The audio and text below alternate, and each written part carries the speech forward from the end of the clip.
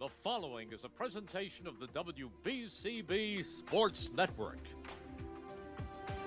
It's time now for the best high school sports action on 1490 WBCB Levittown, Trenton, and WBCB1490.com.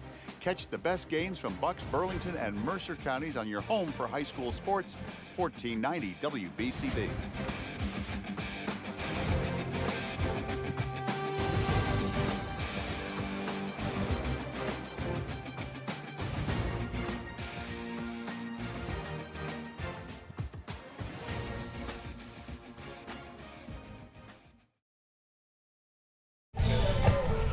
All right, welcome to Pennsbury High School. It's high school baseball on the WBCB Sports Network. Today, the Pennsbury Falcons playing host to the Golden Hawks of Council Rock South. It's Military Appreciation Day, and we'll have some pregame ceremonies coming your way in just a little bit. They've gone over the ground rules and exchanged lineup cards, and we're getting closer to the first pitch here today, a league contest between the Falcons of Pennsbury and the Golden Hawks of Council Rock South. And today's game on WBCB is brought to you by Puss in Boots Tavern, by the Peruzzi Auto Group.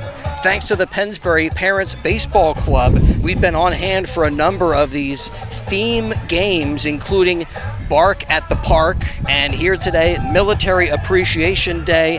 And again, we'll try to bring you those ceremonies. They're coming up in just a moment. And as we embark on today's game, I do so with a heavy heart. My father-in-law passed away on Saturday, and want to send out my condolences to the Kutz family in memory of Thomas Williams Kutz, who lived in the Apple Tree section of Levittown, was a Pennsbury graduate of 1963, and was a proud member of the United States Navy. And so lifting up his service here on Military Appreciation Day as we get ready for some pregame ceremonies with Coach Pacey, as we welcome in Daniel McDevitt here into our pregame activities. All right, let's see if we can hear what Coach is saying. I'd like to mention assistant coach, my father, Pennsbury alumni and United States Air Force veteran. Lifting up his dad and his father's military service. Time ended the Vietnam War. A little tough to hear with the speaker pointed in the other direction. Vietnam and the McGuire Air Force Base in New Jersey. Today, throwing out the first pitch is retired United States Air Force Major James McEachern. Major McEachern has been Pennsbury's senior aerospace instructor for the Pennsbury Air Force Junior ROTC since 2017-18. Major McEachern spent 25 years in the United States Air Force. His most recent duties included Commandant of Cadets, Officer Candidate Program, ROTC Greater Philadelphia. We thank you for your service to the United States Air Force and Pennsbury High School. You better throw a strike. All right, our ceremonial first pitch coming in. And yeah, that is a strike. Well done. To get us closer to the first pitch of our game today. Presenting our colors today are members of the Air Force Junior ROTC Honor Guard. Owen Wood. And now members of the Air Force ROTC Honor Guard with our nation's colors. You guys can walk out to the front of the mound, please. Left rifleman being Owen Wood, Yusef Al-Hwari carrying the Air Force flag, Vladimir Smirnov American flag, and right rifleman John Bogdanovich. And our ceremonial first pitch today was brought by James McEachern, Major James McEachern. And he's involved with the ROTC program. He is the senior aerospace science instructor. Ladies and gentlemen, please rise. It's known as Sassy. For the singing of our national anthem. Spent 25 years in the United States Air Force. All right, now we'll have our nation's anthem.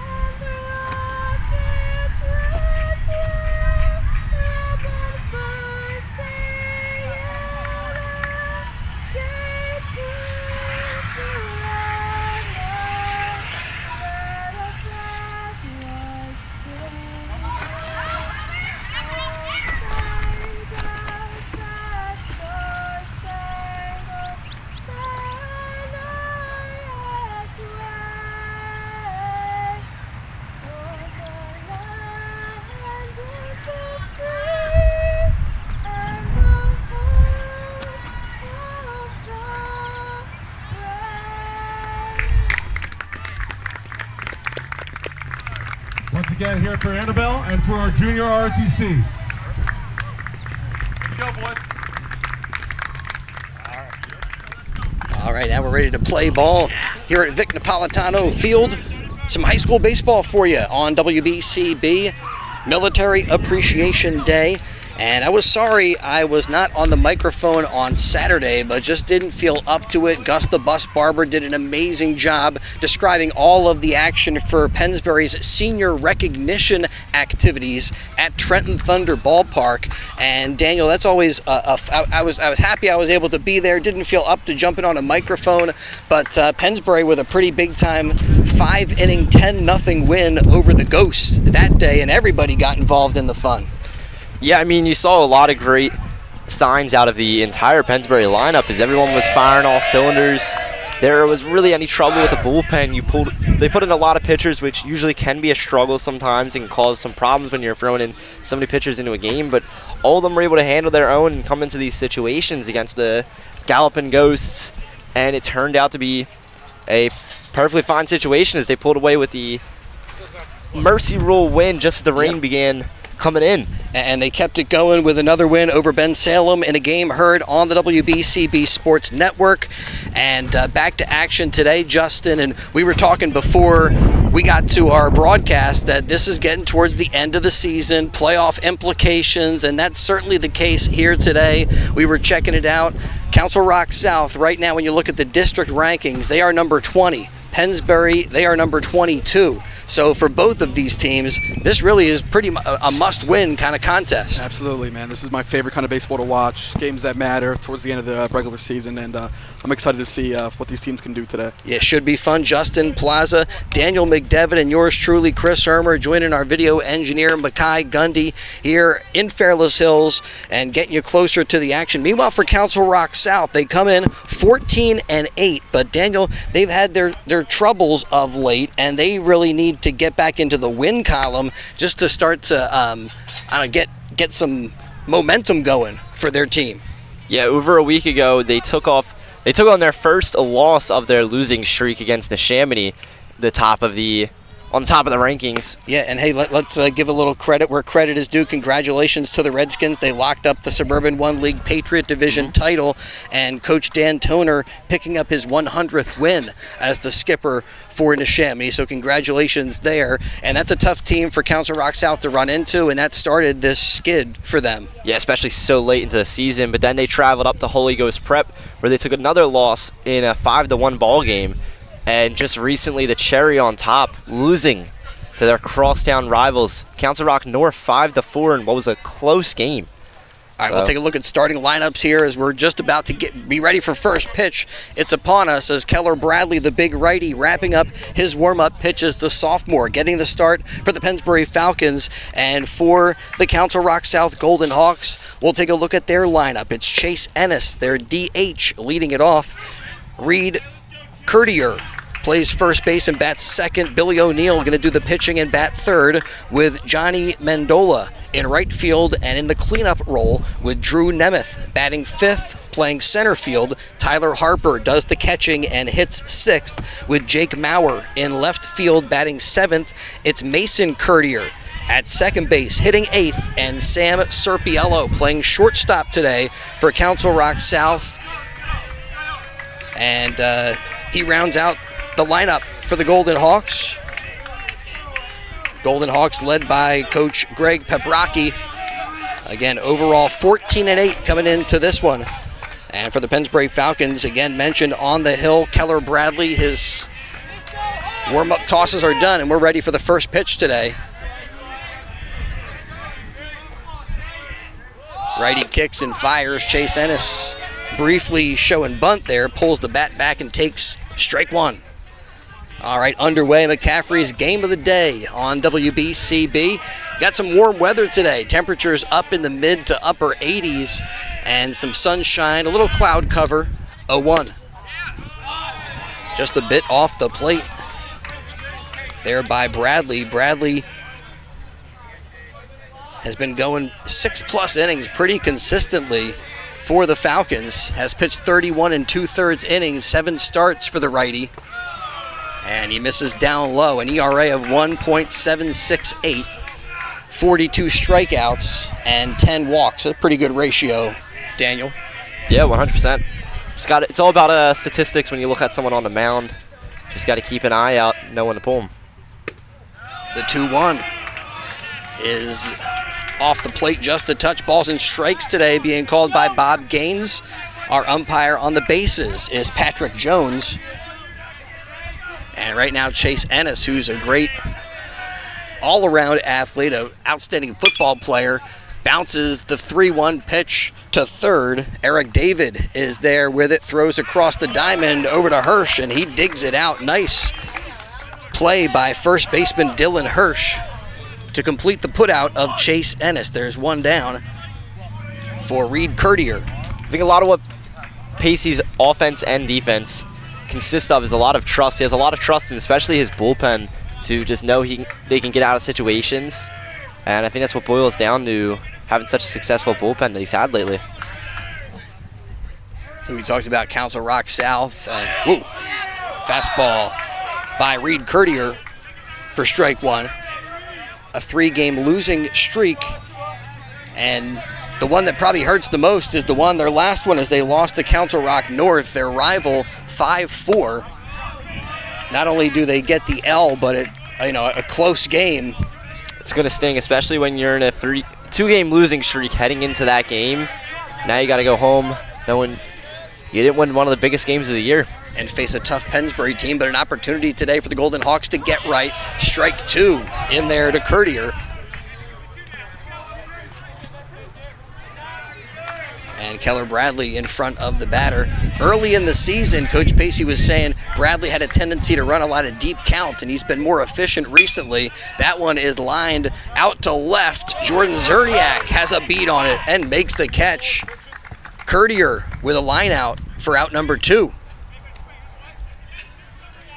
And that brings up, let's take a look at this Pennsbury defense real quick. It's Dylan Hirsch over at first. Carlton Crane today playing second base. Ryan Weber at shortstop with Eric David at third. Zerniak, who just made the play out there in left field. Charlie Cordisco in center. Evan Hawks in right. And Tyler Boraski doing the catching for Bradley, who works to Billy O'Neill and delivers outside for ball 1. Lefty coming up. Got to keep an eye out here. Yeah, righty-lefty matchup. That could favor the hitter a bit as the 1-0 comes in there just a bit high for ball 2. Yeah, Pennsbury, a great day for the Falcons program on Saturday. This time, Bradley delivering down low at Trenton Thunder Ballpark. A lot of teams in Bucks County now go over and have a special game at Trenton, at that special venue, and it's a cool thing. And they put up on the jumbotron or scoreboard that is a 4-pitch walk to Billy O'Neill. So he is aboard with 2 down for Johnny Mendola. Yeah, their outfield scoreboard has a picture of the player. Was it a picture or was it just a so they have a name and lights kind of? Yeah, they have the pictures of the players, so it's up there. It's pretty cool to see if you're a player. And Trent Thunder's really adapted to it. They're calling it the high school series. Love it. I absolutely love it. With them not playing during the spring, it's a big part of their spring. I just saw that the Mercer County tournament seedings are out. WBCB, we do some coverage of high school baseball, high school athletics in Mercer County, and that Mercer County tournament culminates at Trenton Thunder Ballpark, and that's always a neat kind of thing for that championship. Have a little more zest. 0-1 pitch. Big cut there by Mendola, and he falls behind. Yeah, it's one of the coolest venues in the Central Jersey area. They had us set up in the Tom McCarthy broadcast booth. Not too shabby. 0-2. Right there, Bradley maybe trying to get him to chase. I think that stadium's really just become a staple of the Trenton area, and it's great to see all the teams that go through there. Thunder Baseball is back, and they're helping to make today's game possible on WBCB. They start on June the 4th, so like Daniel was saying, a good thing to have some stuff happening in the spring, as that ball is sky high, short center field. Cordisco under it. He's waiting for it and makes the grab. So out number 3 is a pop out to center. And Council Rock South held scoreless in the top of the first. No runs, no hits. They do get a walk, and they leave that runner on base. So after a half inning, we're scoreless with Pennsbury coming to bat. And today's game brought to you by the Peruzzi Auto Group. For value and service on all makes and models, free multi-point inspection on your vehicle with any paid service, a 10% military and law enforcement discount. That's especially important today to point out. It's Military Appreciation Day, so the 10% military discount at Peruzzi. And at Peruzzi, you buy 3 tires, get the 4th free. All service performed by certified technicians. Peruzzi, big comfy waiting rooms at their dealerships with free Wi-Fi and early drop-off. Peruzzi service open Monday through Friday from 7:30 a.m. to 6 p.m. Peruzzi open Saturdays from 7:30 in the morning until 4:30 in the afternoon. Peruzzi Auto Group, service for all makes and models. Visit a Peruzzi dealership on Business Route 1 in Fairless Hills, where our business is you. All right, quickly taking a look at the Pennsbury lineup. Charlie Cordisco leading off. He'll be followed by Boraski and Dylan Hirsch here in the bottom of the first. And then you got cleanup man Jordan Zerniak. The DH batting 5th is Michael Mercora, yesterday's DiLorenzo's player of the game. Batting 6th is Eric David. Hitting 7th today, Ryan Weber. And you got Evan Hawks in the 8th spot and Carlton Crane rounding up the Pennsbury lineup today. But right at the top, Cordisco, Boraski, and Hirsch. And they moved some things around. One of the things that has led to some changes for Pennsbury was the loss of James Schaefer earlier in the year. And it's been kind of a domino effect, moving guys around, trying to see what's working for this team. And Tyler Boraski, who's doing the catching today, moved up to the 2nd spot. And also you have Carlton Crane, who's having his 2nd start at 2nd base. So again, still moving things around and tweaking this Pennsbury lineup for the best results is Coach Pacey, as Cordisco set to go. Billy O'Neill starting for Council Rock South. He's 1-0, 3 starts for the Golden Hawks. He's got a change, a curveball, a fastball, and has thrown 15 strikeouts over those 3 starts. Billy is set to go. Yep. Sounds like some kind of 1950s movie name, like movie character name. Who's the dancer? That Billy kid that he was like Irish or whatever. Oh man, I've never heard about that. It just sounds like one of those like gangsters back in like the 50s. Throws like the first pitch in there to catcher Tyler Harper, and it's in there for a strike.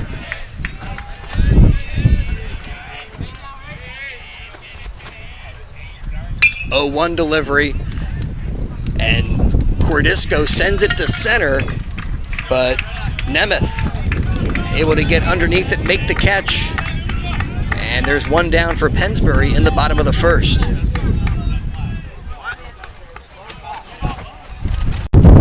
Oh, that dancing Billy kid is going to drive me nuts, but try to look him up. Like I'm going to be driving home and I'll be like, oh, Billy, what the heck is that? Tyler Boraski now at the plate for the Pennsbury Falcons. O'Neill with the fastball. And the Boraski chasing a little high cheese. Billy Idol? No, that's Rebel. I know Billy Idol. 0-1. No, a little bit off the plate. A 1-1 pitch. And O'Neill hearing it from the Pennsbury dugout.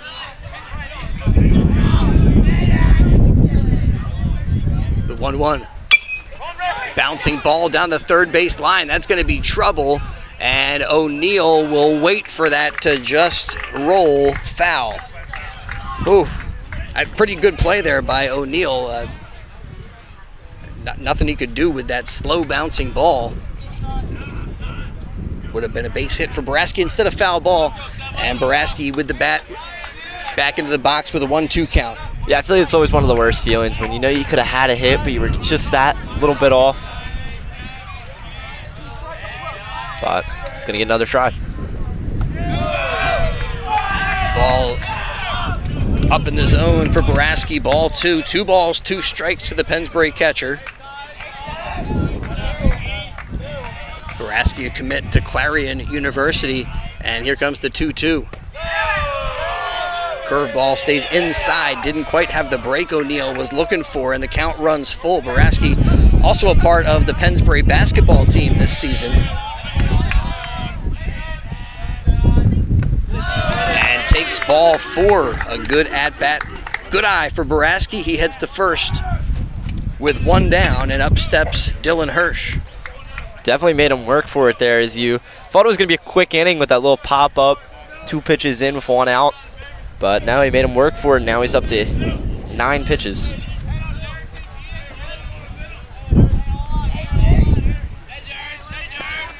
And Hirsch is ready to go, takes one just off the plate.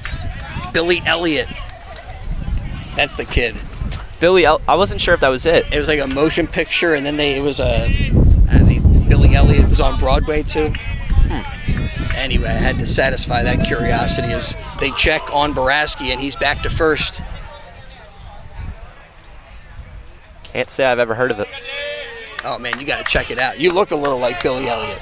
I don't know if I should take that as an insult or a compliment. The 1-0,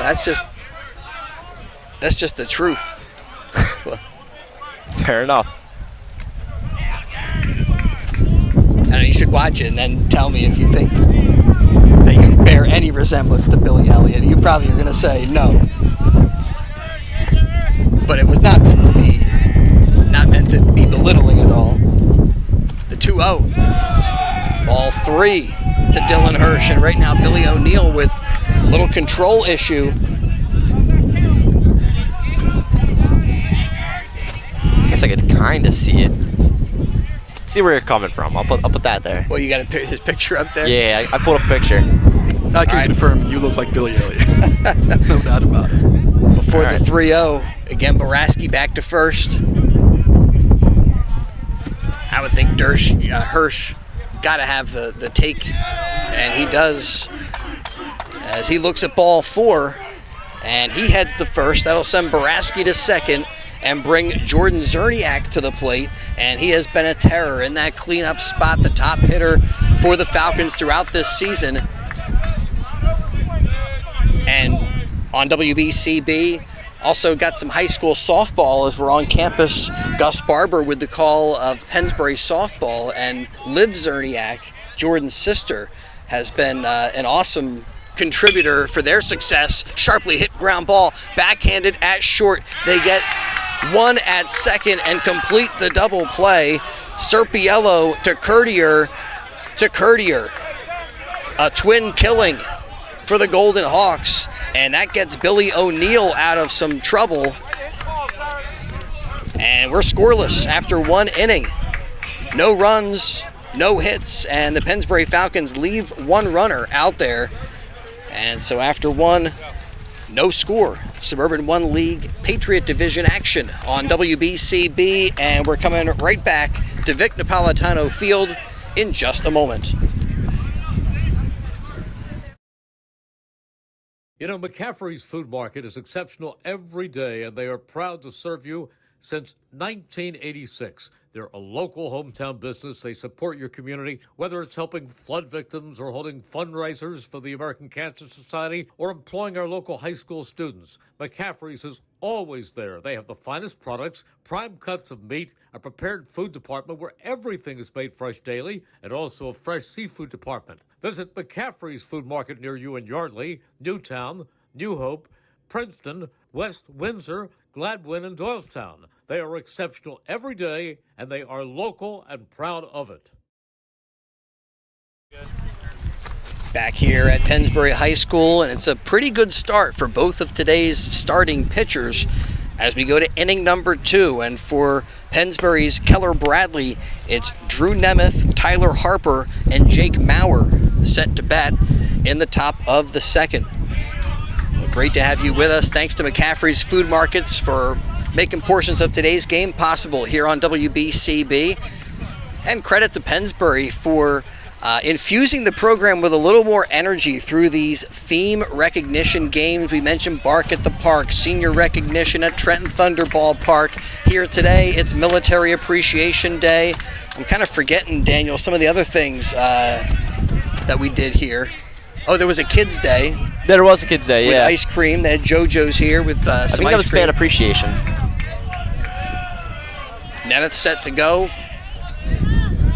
Bradley at the belt. Fires a strike. It's all about the fan engagement. Last year, Bradley was the Pennsbury's third starter and has done a nice job even developing as this season has gone along. Again, getting a bit more efficient with his pitches, and that's fouled back up behind us near the softball JV field. Is one of those days where you got a lot happening with JV softball, varsity baseball, and won't be long before the little leaguers show up behind us. A lot of watch outs. Bradley ahead, 0-2. Got him swinging. The ball gets away from Baraski, but he's on it quickly and throws down to first to complete the strikeout of Nemeth. One away. It's 20 strikes now for Bradley on the mound. He's thrown 12 strikes for 8 balls. 40-60% trade-off here.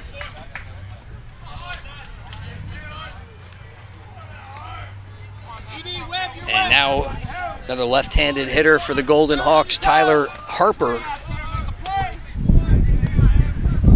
Set to go. Bradley has his pitch, kicks down just a touch. WBCB, your spot on the radio dial for Phillies baseball. And I was driving over here. They were, I think it was a 1-1 tie today. And maybe, Daniel, maybe you can get us a score check. Get us a score real quick. Find out the score on the WBCB You're at radio. You got like the WBCB Information Center at your fingertips. 2 balls, no strikes to Harper. Talking about the Phillies and called strike in there for Tyler Harper. Bryce Harper has been going crazy. I saw something on social with his stats during Dollar Dog nights and BOGO nights, where they're giving out the buy one get one hot dogs. That sliced foul into the parking lot from Tyler Harper. I believe his average was like 727. He had like 5 or 6 home runs. It was like insane stat line when the Phillies give out free hot dogs. I don't know. It sparked something in Bryce Harper. Yeah, he's also been 2 for 2 in bases loaded situations, so I'm happy to be seeing that. 2-2 pitch. Just a bit outside, and the count runs full to Tyler Harper.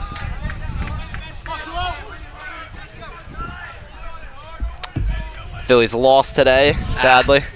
5-3. All good things got to come to an end. Yeah, they were on a little bit of a streak. 10 games win streak at home. Payoff pitch from Bradley is lifted into the air, but slicing foul, and Eric David looked like he did not have a play, but he actually extended the glove and maybe had a chance at that one. A long run for the Pennsbury third baseman. I thought that one was going to go into the parking lot when it was initially off the bat, but good effort over there by David. But second chance for Harper. See if he can take advantage of it. Steps back in with the full count.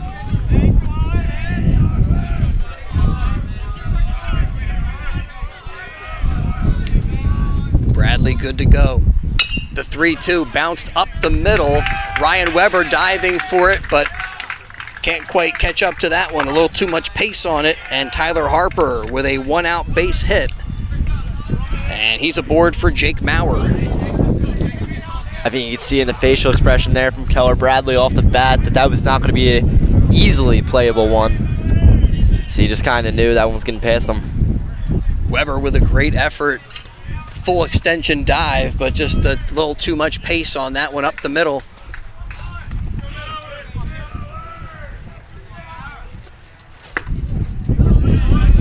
Maurer takes a fastball inside. Yeah, one thing Coach Pacey was looking for from his starter today, and I think his starters in general, is that you make batters compete it's not about trying to miss bats and strike everybody out. It's about commanding the zone, hitting your spots.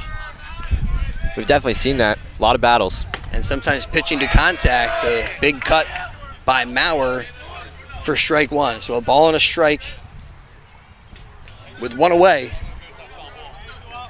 Seen a lot of fighting in these counts. Counts going very long. And before the 1-1, they check on Harper. Harper, the second base runner today for Council Rock South. Again, the Golden Hawks coming off of a tough 5-4 loss to Council Rock North. The 1-1. Out to through the hole on the right side. And stopping at second is Tyler Harper. Jake Maurer with the base knock. And it's first and second for Council Rock South. And Mason Courtier getting ready for his at-bat. And just a pinpointed spot on that field to hit it to. As really no one is able to make a play there. Just a perfect spot to squeeze by.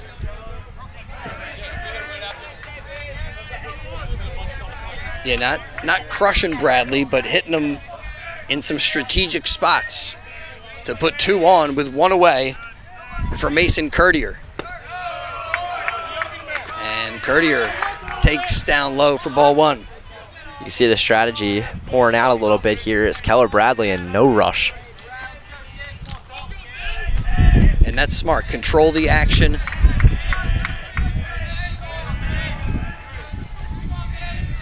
And make sure you make your pitches. The 1-0 on a line out to center. Cordisco charging and makes the grab.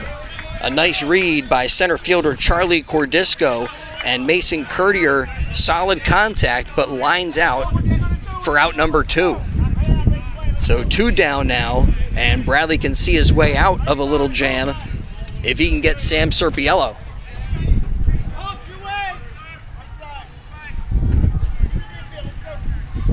Mentioning that game on Saturday that Pennsbury had, it was senior recognition night, and so a lot of pitchers were able to go out there and pitch just one inning, and everybody did their job so that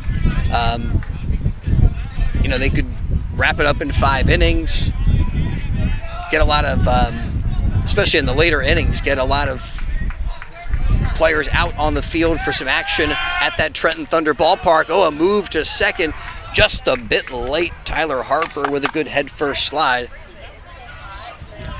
33 pitches now for Keller Bradley on the mound. 57% of them have been strikes, 42% of them being balls. You know what would help? Let me put my glasses on. That'd probably help. Yeah.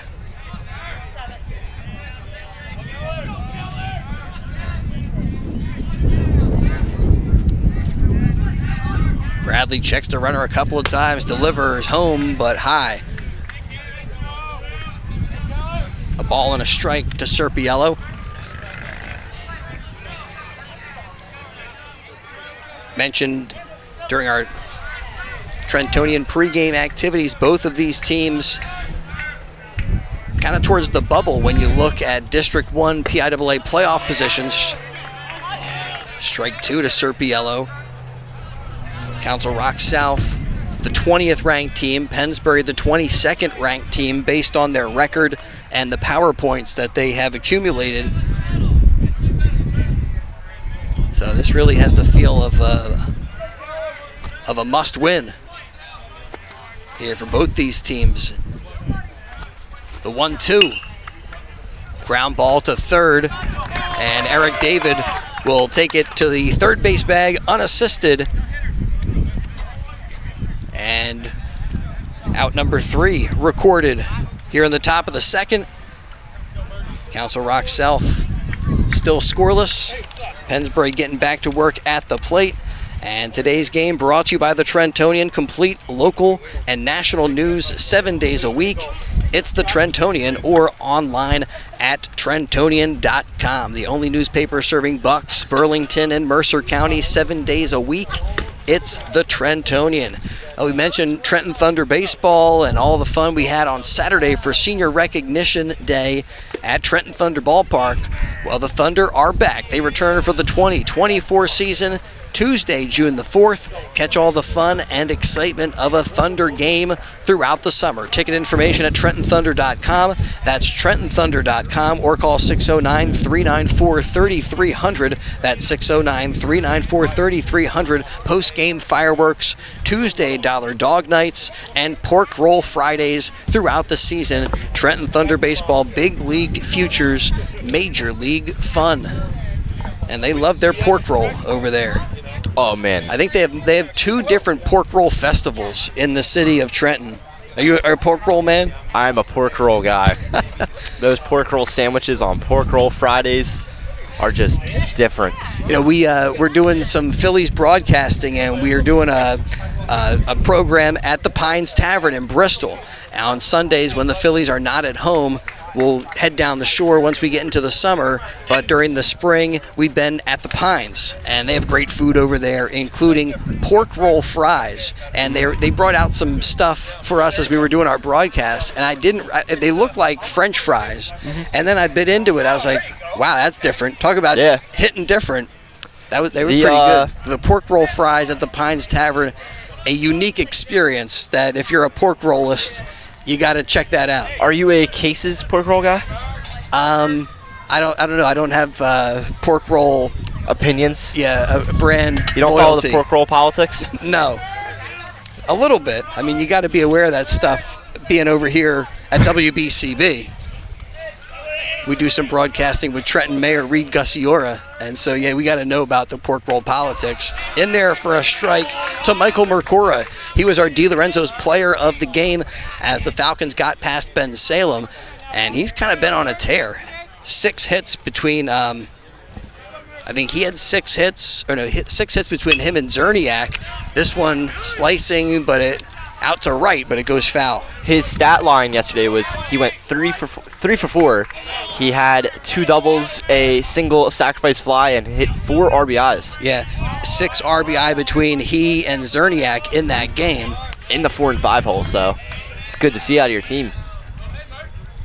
Yeah, you want the contributions up and down the lineup, but you really count on those positions to produce.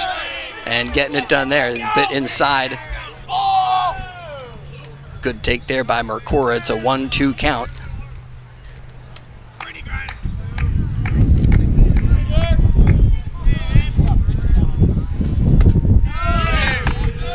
Curveball, that little too much break on it for O'Neal. Bends wide for ball 2. Again, as we expect that changeup, curveball sometimes, and the fastball mixed in. And there was the heater. It's fouled back. Back out of play by Mercora. Sent into the Little League field. Count holds 2 balls, 2 strikes.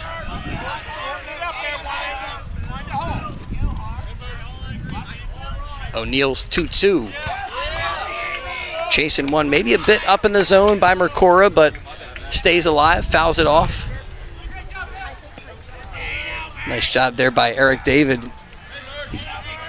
He didn't know that the best bat boy in Bucks County was right behind him. Mac was getting that ball. 2-2. Ground ball to short. Serpiello gloves it, throws in time for out number 1. I heard him walking by. Eric David said, oops, my bad. And I heard him give him a little jokingly. I take my job very seriously. Well, he does a great job, and he also was part of the fun at Trenton Thunder Ballpark on Saturday. Just extra enjoyment to see those guys doing their thing on that type of stage. As up to bat now is Eric David. I was wanting to be a bad boy. He'll be followed by Weber. Oh, we mentioned Bark at the Park. They did that here for Pennsbury Baseball and had Rookie the Bat Dog come out and do a little ceremonial. Rookie's my favorite coworker. Bat dog work. Foul ball over towards the softball field. Look out. Yeah, that's Anytime you have the opportunity to have a dog coworker, go for it. Justin, that one looked like it landed right in the middle of that softball action. That was a very close call. 1-1. Another ball that's foul behind us and Little League towards the starting. softball field, the Little League field. Everyone's going to need to watch out. We got full field. McCaffrey's game of the night, or game of the day on WBCB. 1-2, up high, good take. David lays off in the count. Now 2 balls, 2 strikes.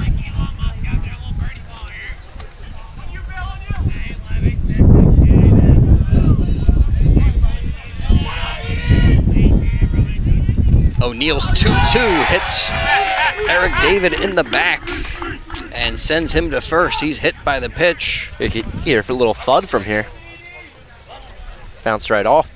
1 on with 1 down. And up to bat is Ryan Weber.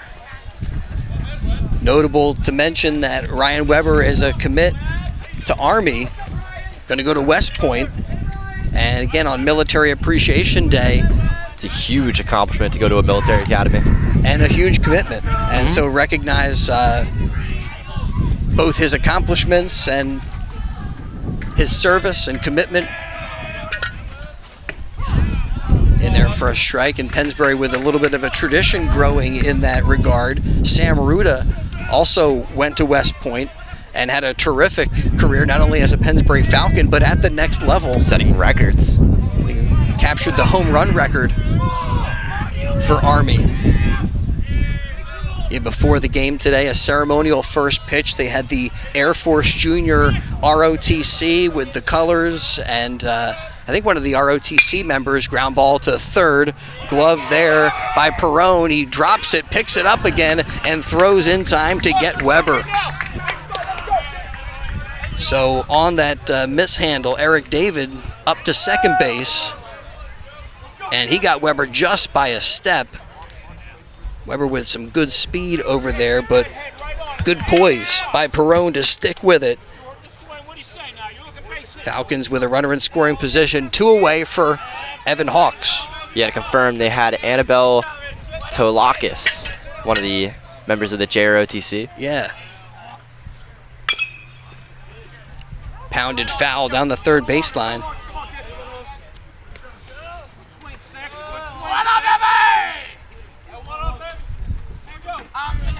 So Eric David in scoring position. He was hit by a pitch and then got moved to second on Ryan Weber's ground out to third.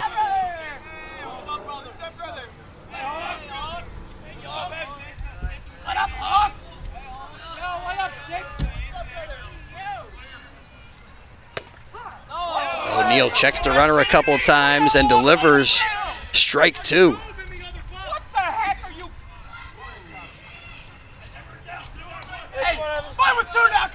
Pacey giving the home plate umpire the business there. Thought that one was a ball. We heard some of the Falcon fans expressing their disbelief at that call.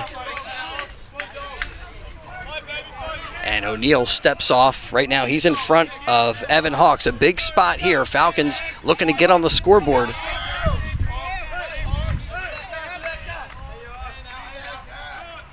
Oh-2.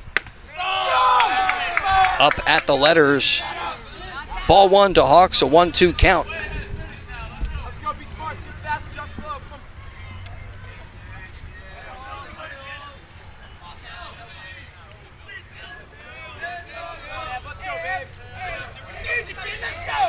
All right, O'Neal's got his pitch from Harper. 1-2 is outside. So Evan Hawks battling, trying to get a good pitch, something he can handle. 2 balls, 2 strikes with 2 down and a runner at second base.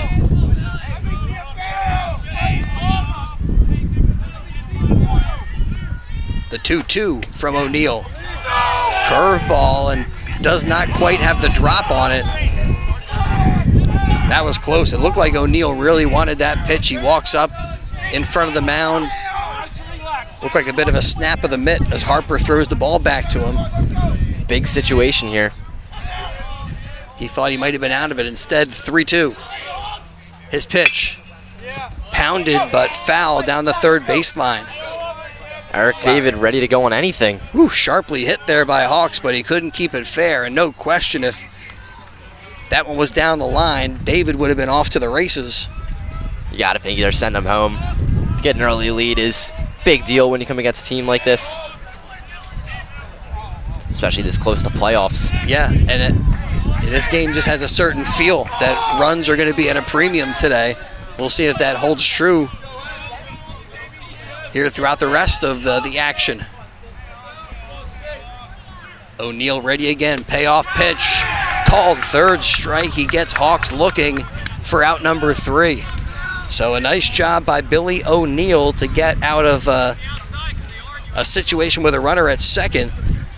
Pennsbury again, no runs, no hits. They do leave a runner on base. So after 2 complete, we're still scoreless.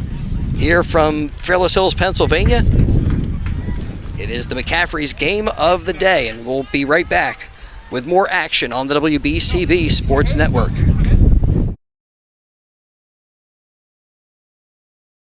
You are more than just a heart patient. St. Mary Medical Center's teams get to know you, which can help them diagnose a problem and start treatment faster. St. Mary's cardiovascular team offers the latest imaging and device technology, testing and surgical procedures you'd expect from a national health system with the personal touch you want from local experts. They know the importance of seeing the person behind the patient. Let St. Mary help you live a healthier life. All right, welcome back to Pennsbury High School. Don't forget, if you miss any of today's action, read all about it in tomorrow's Trentonian, complete local and national news. 7 days a week. It's all in the Trentonian or online at Trentonian.com, the only newspaper serving Bucks, Burlington, and Mercer County 7 days a week. It's the Trentonian. Yeah, Pennsbury baseball, Pennsbury softball today on the BCB Sports Network. No better weather to do it on. Also, we're getting set for the Mercer County tournament. Mentioned that a little bit ago about how they have their championship game at Trenton Thunder Ballpark, but we're going to have a bunch of that. We have baseball and softball for Mercer County tournament action. I got the assignment for the doubleheader of the softball semis on Saturday. Whew, doubleheader at Armstrong Field. They play at 11 and 1, so we go back to back. All right, top Vocal of the third. cords ready.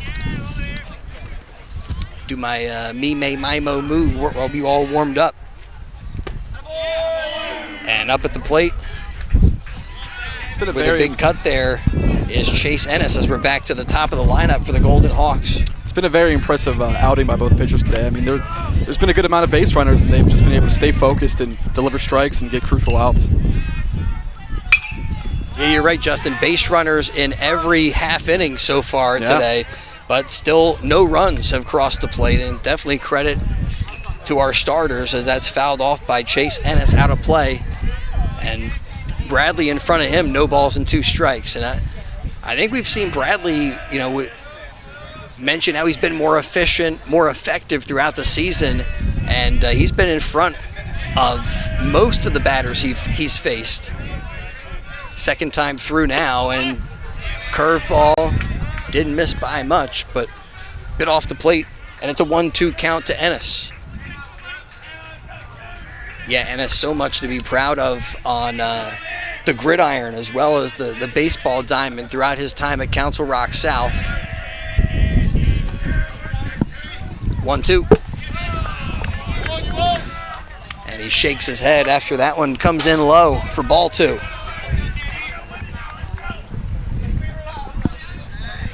Shakes that one off like, nah, that wasn't my pitch. Happens. Can't get them all. And now calls time.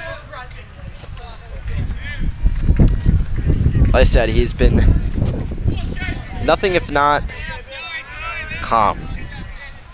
He's taking his time for a lot of his pitches here. 2-2. And that's a lot to be said for a sophomore, and really speaks, Daniel, probably to the experience he got. We mentioned a bit earlier in the broadcast that he was Pennsbury's third starter in their rotation last year, and that will give you some seasoning. Yeah, especially in a game like this. You know there's got to be a little pressure on your back. This is a must-win game for Pennsbury. 2-2 delivery down low, ball 3 to Ennis.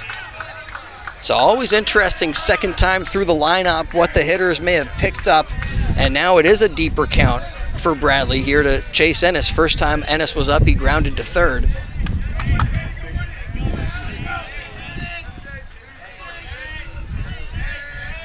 The 3-2, swing and a miss, and he got him struck out for out number 1. Yeah, I think that fastball has been his best pitch all day. I mean, for a sophomore, this kid throws heat. I believe that is his first strikeout of the game. If I'm not. Yeah. No, really? 2. That's a second. It's a second. He started the second inning with a strikeout, and he starts the third inning with a strikeout, and now we'll face Reed Curtier.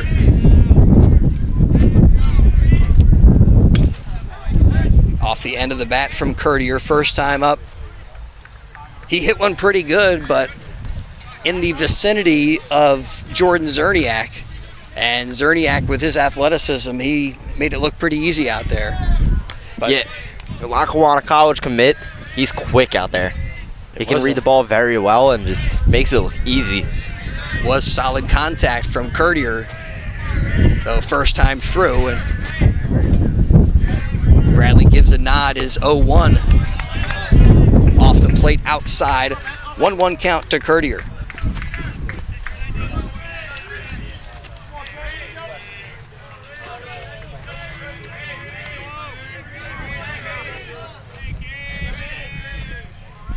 The 1-1.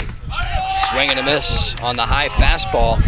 So we're talking about all these theme days, and one of the things that I'll be remembering from this season was the coaches versus cancer efforts that got undermined by Mother Nature and the crazy eclipse that happened on that Monday afternoon.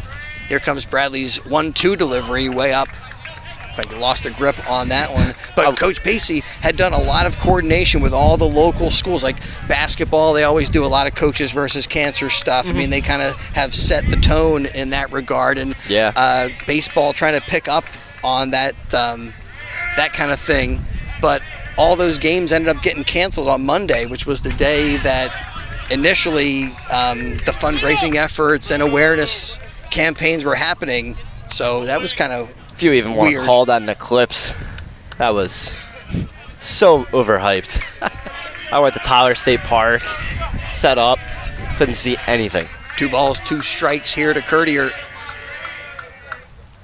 Bradley kicks and fires and gets him looking.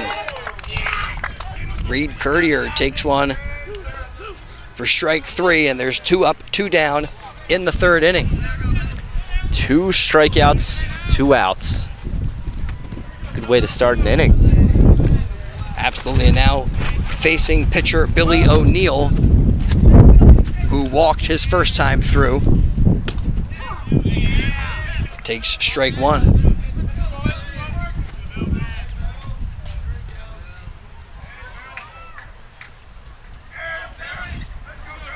Those coaches versus cancer events and recognition, ground ball back to the middle, backhanded by Bradley, and he'll throw in time to get O'Neill, and an easy 1-2-3 inning as the Golden Hawks down in order in the top of the third. A couple of strikeouts there for Bradley in the inning. No runs, no hits, and nobody left on. We're through 2.5, still scoreless from Vic Napolitano Field, and today's game brought to you by Puss in Boots Tavern, serving great food for decades, still cooking the best stepped-up comfort food in Bucks County. Puss in Boots Tavern, 934 Trenton Road, Fairless Hills. Enjoy the ambiance of the Pocono Room with their own private bar or their heated outdoor patio. Daily specials including Taco Tuesday, Comfort Wednesdays featuring their homemade meatloaf, roast pork Thursdays, their fresh seafood festival every Friday, and the Boots traditional hot dog Saturdays with dollar dogs served all day with your choice of chili, cheese, kraut, or onions. Sundays are cheesesteak Sundays, and they have a daily happy hour Monday through Friday from 4 to 6, featuring smash burger sliders for $8. Private parties and on-premise and off-premise catering available. Great for graduation parties. The tradition continues. Great food for the whole family and down-to-earth prices. Puss in Boots Tavern, 934 Trenton Road in Fairless Hills. We go to the bottom of the third, and just to try to cap the thoughts, my thought about coaches versus cancer really had more significance for Pennsbury after last season. Their player Sam Lebrecht was battling, and throughout the season, and even going through chemo treatments as the season progressed. But the Falcons looked at that whole situation similar to an injury. If you're available, great. If you're not available because of how you might be feeling on a certain day, because of a treatment, then we'll kind of hold your lineup spot, and we'll make sure that when you're in, you're not going to lose your job to injury. As you know, that's kind of the situation that you hope your team is going to have. And I think that instigated Coach Pacey this year to try to get more energy throughout the entire baseball community. I think that's going to net results over the next bunch of years, but unfortunately with the eclipse, it didn't quite have the traction they were looking for this season. But notable that super admirable move by Coach Pacey to begin this movement. And I hope that just talking about it a little bit can get more energy, people thinking about it for next season, making sure that they attend one of those games. Mark it on your calendars. Whether that's for Harry S. Truman or Council Rock North or South. 1-0 pitch. Such a great event to support. Called 100%. Strike to Carlton Crane. And Crane now a 1-1 count as O'Neill kicks and fires down low. The 9-1-2 spots for Pennsbury in this bottom of the third. Crane, Cordisco, Baraski.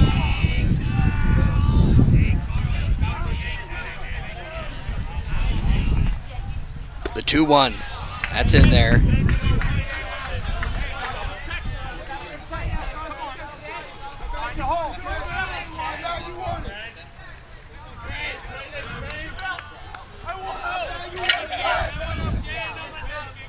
Two pitch here from O'Neill. Lifted out to short center field, short left center. Calling for it is left fielder Jake Maurer. Squeezes it for out number one. Nice communication out there by the Golden Hawks. And one away in the top of the bottom of the third.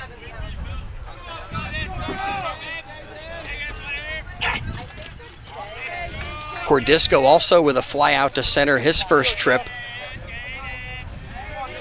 And now the center fielder back in there. See if he picked up anything off of O'Neill. Wicked breaking pitch to start the at-bat.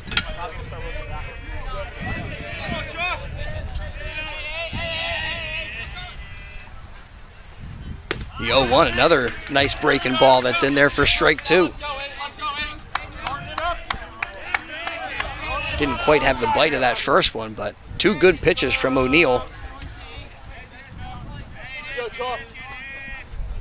Is 0-2. Trying to get Cordisco to go chasing. Got to keep an eye out. He's got a good off speed here. Hard to get a piece of. The 1-2. Curveball down in the dirt. A dirt ball from Billy O'Neill. That's what we were hearing over there at the softball diamond the other day. Every time one of those pitchers would throw it low, we don't want your dirty balls. We don't want the dirt ball. They had a whole cheer going on. They're always making... That's what I was just about to say. That I love the chirping that comes with softball and baseball. I mean, we're hearing quite a bit of energy from these dugouts here as we got a full count to Cordisco. Top of the third, still scoreless. Heads up, that may be coming for us. Back behind us. Woo, and almost off the leg of one of the softball players. Got to keep an eye out around here. Behind us, to hopeful to be Pennsbury Falcon bat dog, champ. Love that dog. Another 3-2 to Cordisco, puts a charge into this one, sends it to center field, but it's high enough and not too deep for Drew Nemeth to get over there and make the catch for out number 2. So 2 flyouts to center for Cordisco today as he heads back to the dugout. Bases empty, 2 down for Tyler Boraski. Boraski got on with a walk. First time up this afternoon. And O'Neill fires that one right in there for strike 1. Loving this weather. Feels so nice out.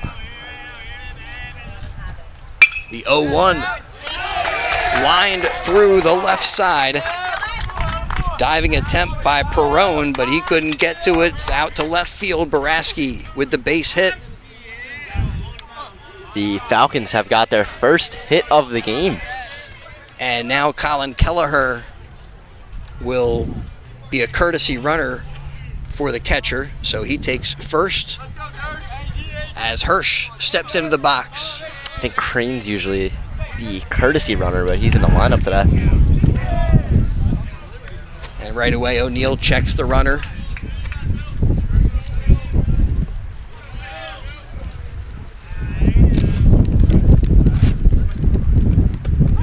First pitch curveball to Hirsch. Curveball for a strike. Don't see that often. Knee buckler. Always got to be careful where you pinpoint that curveball. O'Neill's 0-1. Hirsch with a good swing, but a little bit late, and it goes foul on the right side.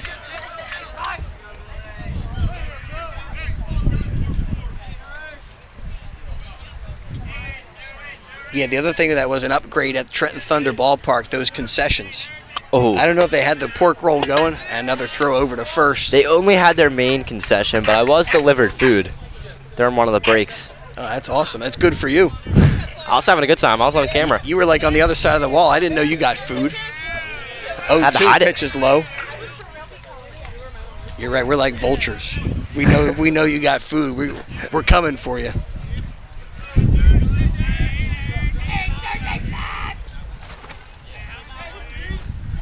A ball, 2 strikes to Hirsch with Kelleher at first and time called.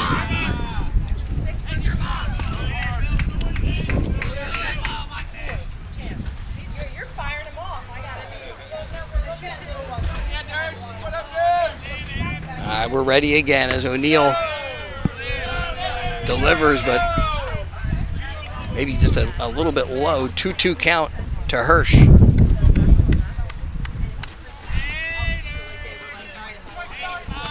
It's 24 balls for 28 strikes now here for Billy O'Neill. And he steps off.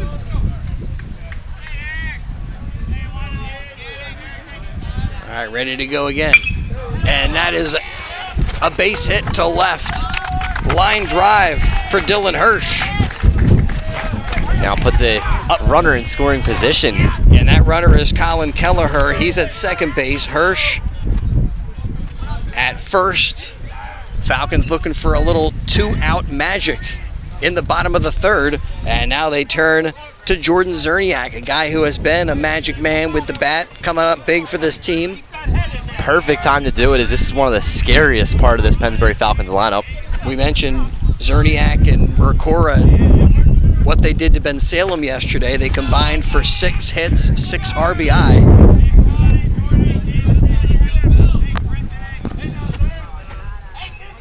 But first time up for Zerniak, he grounded in to a 6-4-3 double play.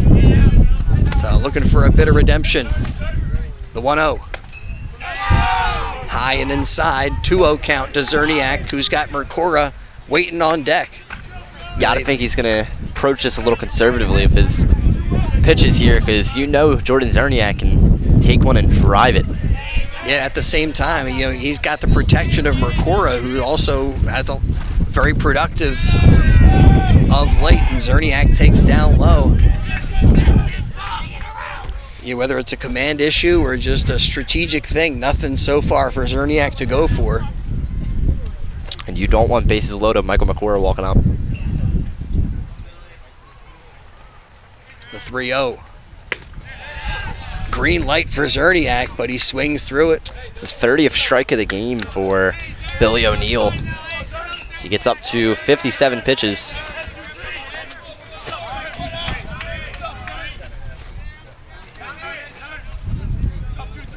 O'Neill checks Kelleher, delivers, and that ball, backhand stop there by Serpiello. He'll throw to second, but not in time. Beating the play is Dylan Hirsch. Over to third goes Kelleher, and Zerniak at first base. They're loaded up for Mike Mercora.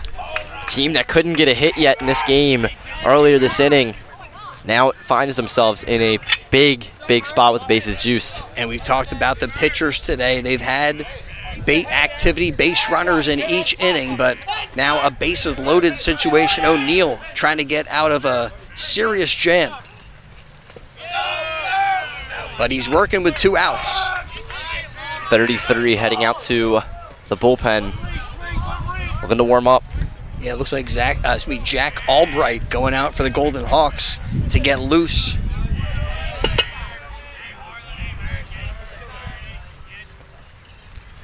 The 1-0, ground ball to short. Serpiello will flip over to Courtier, who covers second base, and they get out number 3. They get the force out at second and retire Zerniak there to end the inning.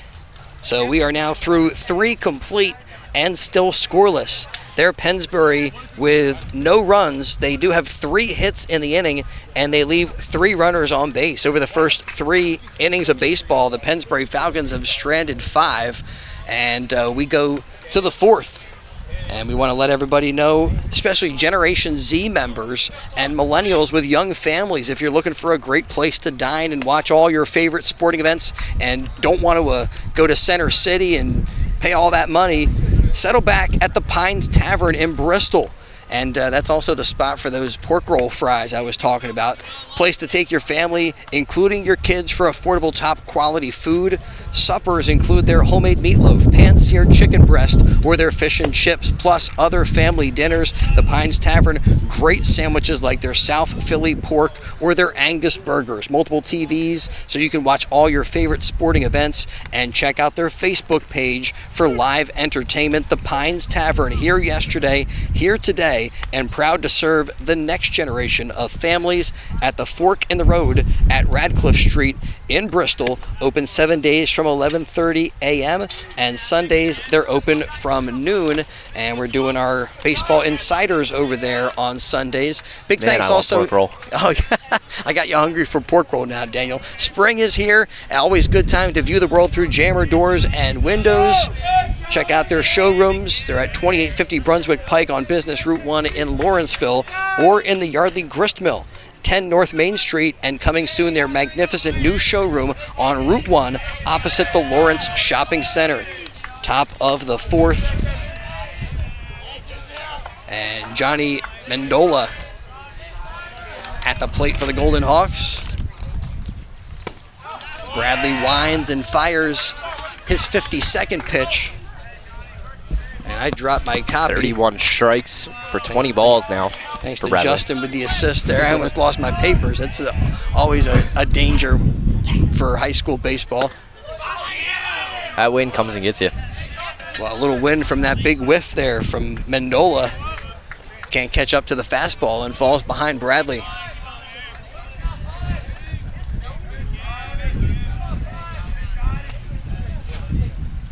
Righty winds and fires that one in there, and it's sliced foul into the parking lot. There goes a windshield. Yeah, it's might got to get the body shop. Uh-oh, better get Mako. Safe flight repair, safe flight replace.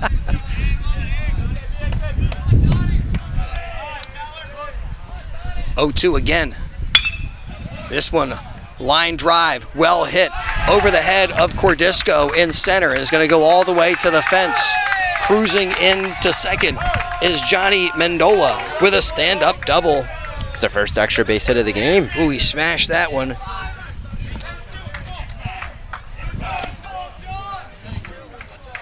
Just found a spot in the gap there. And Cordisco, not sure he was going to get to that one anyway, but those balls that are kind of hit on a line drive right out to center can be the most difficult ones to read well. But that one was smoked by Mendola. Now Drew Nemeth trying to keep it going with a runner at second. Nobody out, top of the fourth. A golden opportunity for these Golden Hawks in the top of the fourth inning. That was good. And they try to move the runner, but the bunt is popped up. Baraski reaching for it, but it bounces just inside the dugout of He definitely Council thought about Rock diving. South. Yeah. He looked at that cement pad and was like, Yeah, there's Decided like not that to. little cement, almost like a curb. yeah, I really don't know what that does. I'm going to be honest. I think that is a certain boundary for how far the coaches can go out, and I'm not sure either, though. You could do some chalk. I could make up some stuff, but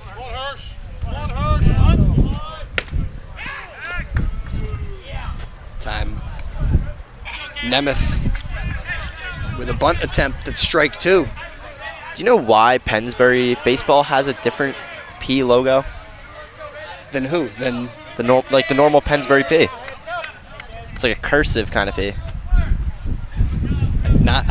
I did not think about that before. I'll give it some thought. 0-2. Line drive to center, and that will drop in front of Cordisco. He's got that in quickly, so holding up at third base is Mendola, and a good job there as the cutoff comes in for Baraski to get in front of that ball and knock it down in front of him, make sure the runner doesn't go anywhere. Mendola at third, Nemeth at first.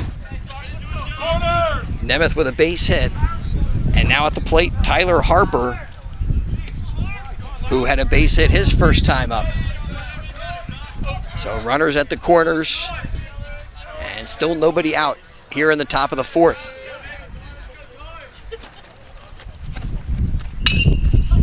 Ground ball to second. Crane over to second for one. They're not going to complete the double play, as safe at first is Tyler Harper, and scoring on the ground ball is Johnny Mendola, and Council Rock South with the first run of the afternoon. They get it on a grounder from Harper, and so there's one down. At the plate is Jake Maurer. And a good job by Carlton Crane, gloved it, solid play over there to Rep Weber. Just wasn't enough on that ball to turn two. Yeah, sometimes the ball just slows down and it gets a little bit unlucky when you look at it. But, pick off there. Anyways, that ball, it can sometimes just slow down once it hits the grass, and it can always lead to such an effect that you're not going to be able to get the ball in time to make that throw to first to turn in the double play.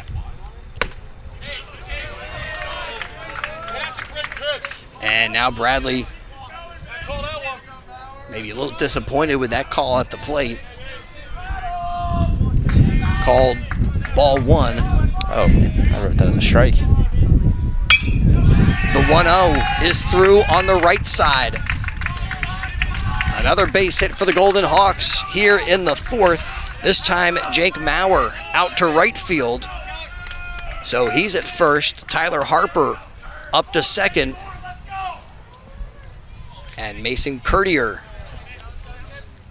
trying to keep things going with one down, one run across. Here in the fourth, it's our first run of the day.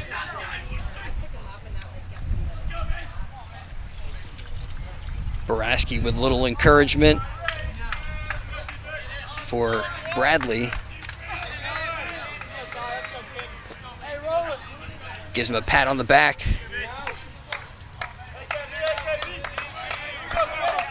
And they're ready to get back to work. First time up, Curtier sent a liner to center field, but it was caught by Cordisco. Takes the first pitch for ball one.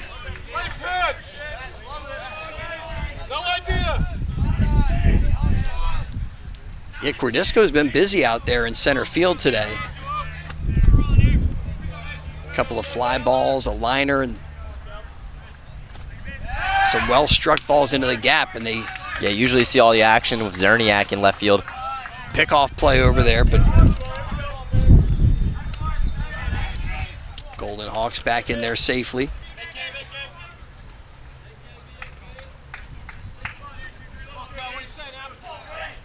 Keller seemed to have struggles out there. There's no movement in the Pennsbury bullpen, though, so looks like they're going to ride him out.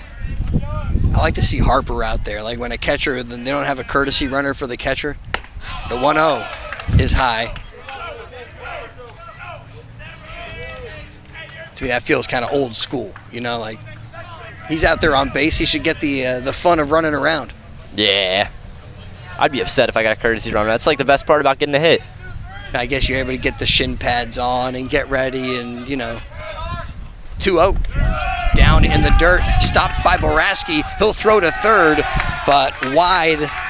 And a stolen base there by Tyler Harper. First stolen base of the game.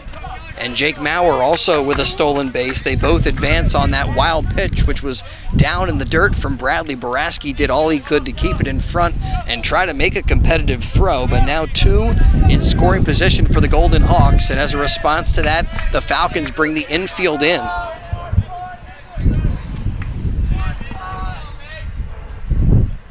.3-0 in there. Courtier with had the take sign all the way.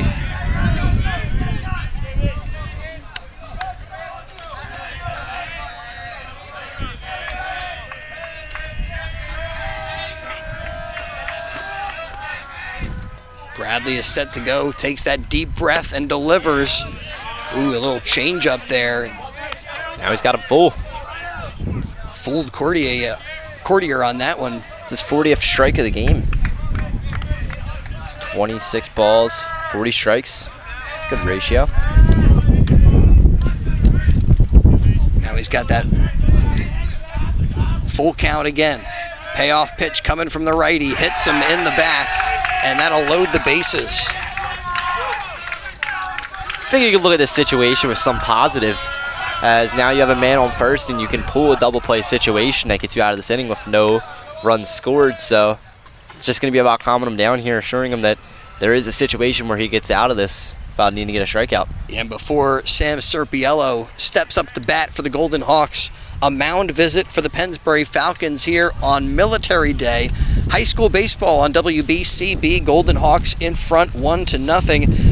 Our game brought to you in part by Jammer Doors and Windows, a family-owned and operated local business since Babe Ruth started playing for the Yankees in 1920. And today, Jammer Doors, they still swat home run sales, service and installation of garage doors and openers, entry doors, patio doors, storm doors. Jammer Doors features rain or garage doors, steel or aluminum, crafted for dependable, long-lasting service. Jammer Doors and Windows, they do their own install. Forget about those big box stores. Go with Jammer and save yourself some money.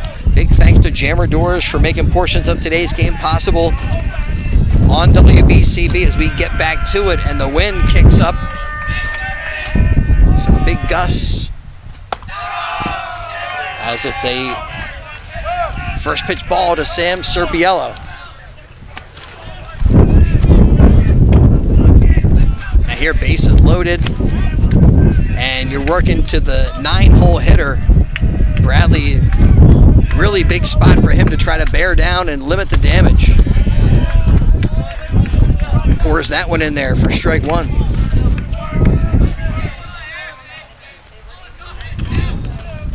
Golden Hawks have scored their first run of the afternoon in this inning, but now with the bases loaded, Falcons infield in at the corners. Sent skyward. Popped up on the infield. Calling for it is Crane, and he makes the grab. And that's just what the Pennsbury Falcons were looking for, a pop out on the infield. Everybody's got to stay put. It's exactly what they needed. Infield fly rule came in clutch there for the Golden Hawks. And now just going to be out striking him out, getting any base here. Don't let it get past the infield. Falcons get outnumbered 2, but now deal with the top of the lineup and Chase Ennis. Bradley's gotten him the first 2 at-bats with a ground out and a strikeout. But Chase, with his power and the bases loaded as they are, he's got the opportunity to do some damage.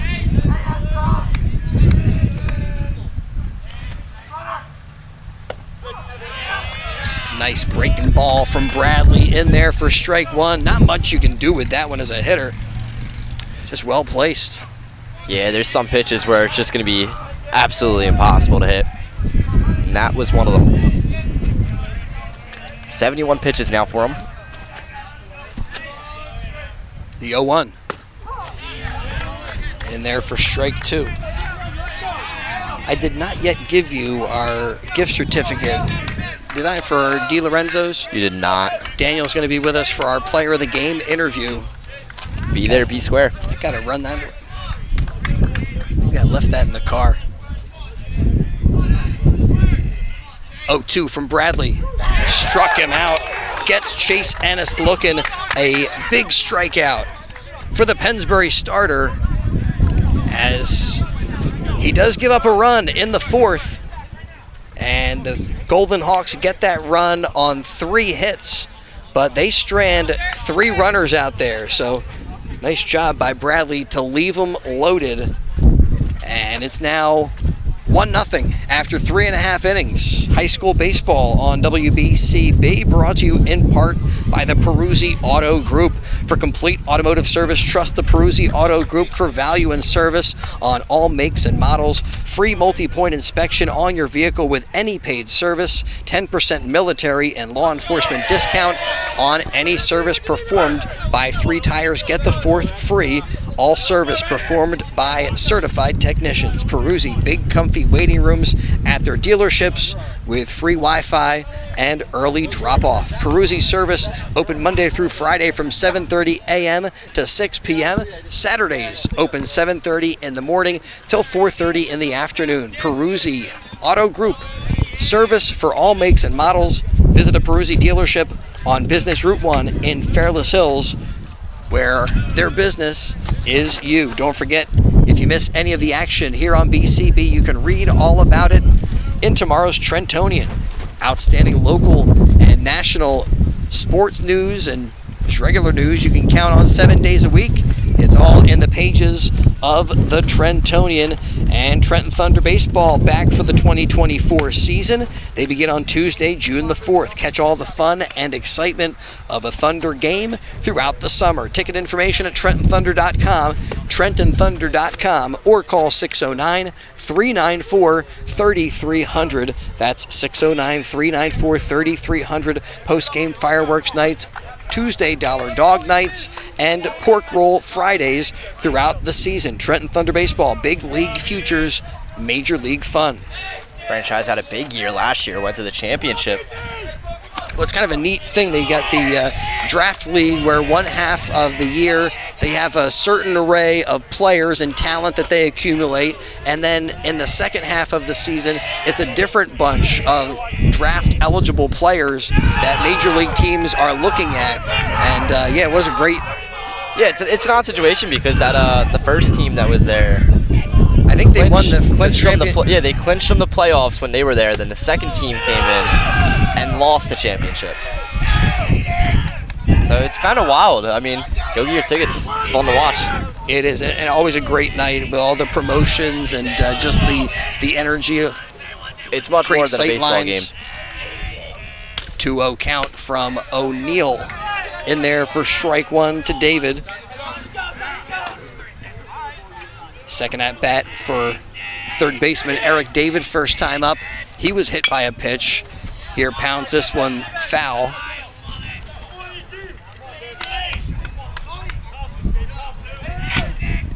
And just to the left of head coach Joe Pacey. Heads over there, picks it up. Not only head coach, but also their third base coach. O'Neill's 2-2. Outside.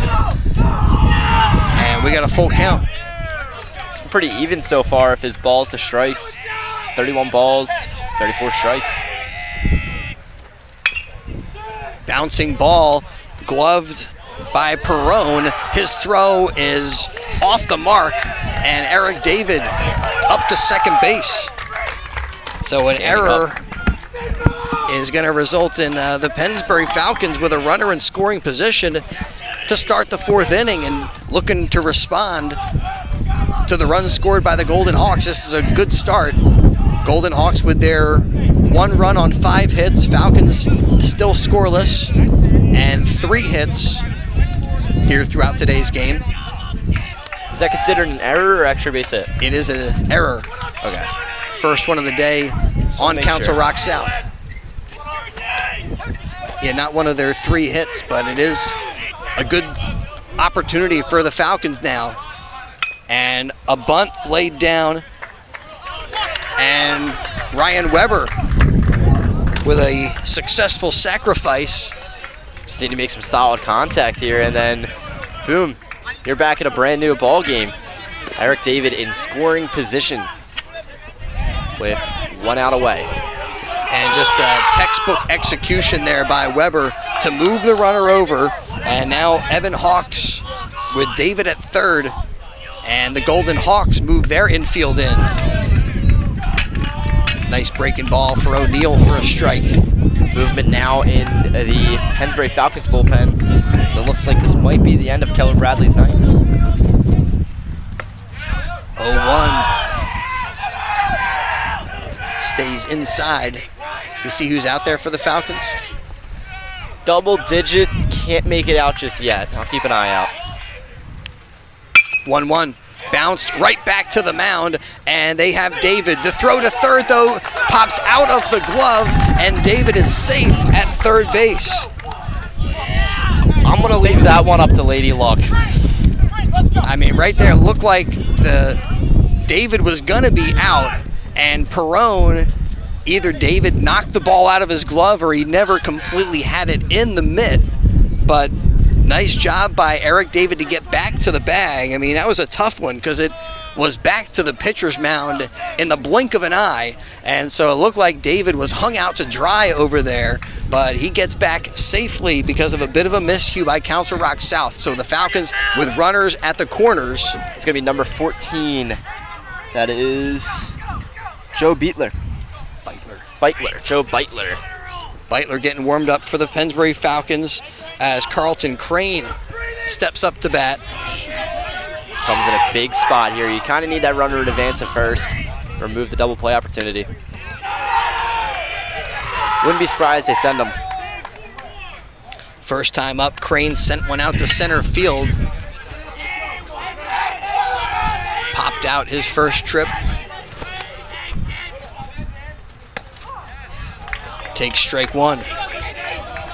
You know Cordisco's quick. They might send him, but it's going to be up to Pacey here. Falcons try to generate a run, maybe without the benefit of a hit. They got David on with an error.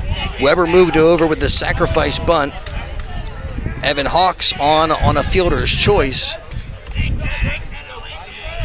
And the 1-1. Sails on O'Neill, ball 2. That play looked like it moved in slow motion. So everything just slowed down for a second. Not sure if the Falcons were trying to draw a throw to maybe have their runner from third try to take off and do a double steal, but it is a stolen base. So 2 now in scoring position for Pennsbury, second and third, and Crane fouls it into the parking lot. He was jogging out there to get to the base. And the catcher has decided not to make a throw. I don't know. Well, then you're in danger of maybe having the runner take off from third base and potentially having a run score. So late swing there by Crane, and he does a good job to stay alive. That one was almost to the catcher's mitt before he made contact with it. 41 strikes now for Billy O'Neill. And O'Neill right now, he's in a jam. Trying to keep the Falcons off the scoreboard.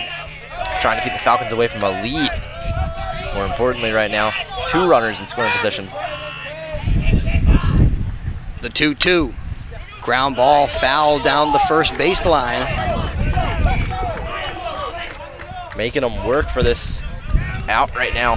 Yeah, Crane hearing it from his teammates, the Pennsbury dugout, giving him the credit for battling. The always audible Pennsbury dugout. 2-2. Up high, good eye.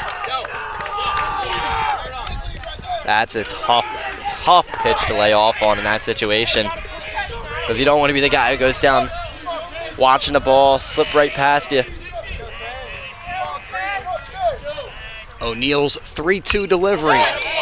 Fouled again by Crane, and again hears it from his teammates as he continues to battle in a big spot. Full count, 2 runners in scoring position. Falcons still without a run today. They trail Council Rock South 1-0. It's going to be a 79th pitch. The payoff delivery is outside, ball 4. Carlton Crane earns a walk and loads the bases up for leadoff man Charlie Cordisco. And before Cordisco will step into the batter's box, Coach Paprocki out to talk with his starter. Most likely going to talk to him about how his arm feels. I mean, he's 79 pitches in. He's thrown balls to strikes 36 to 43. He only has, I believe, 1 strikeout in this game so far. Yeah, 1 strikeout. And I think it's just going to be going out there to see his confidence. You have someone who's already warming up in the pen. Maybe they're not ready yet, but they've been sat down, and I think trust is going to stay in the hands of Billy O'Neill here. Yeah, maybe going over the situation with the Falcons. Bases juiced, but and you still need 2 outs. So it looks like they're talking about they're going to have the middle infielders back at double play depth. The corner infielders, especially at first base, well, and at third, kind of in on the grass a touch. Probably doing that for the idea of a bunt opportunity. First pitch strike to Cordisco. First couple of at-bats for Charlie. He's hit them both to center field.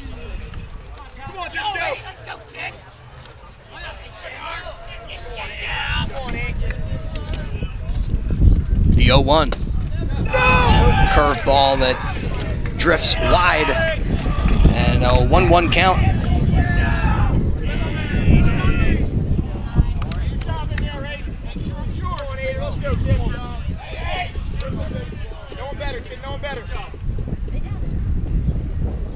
The 1-1 pitch. A little low.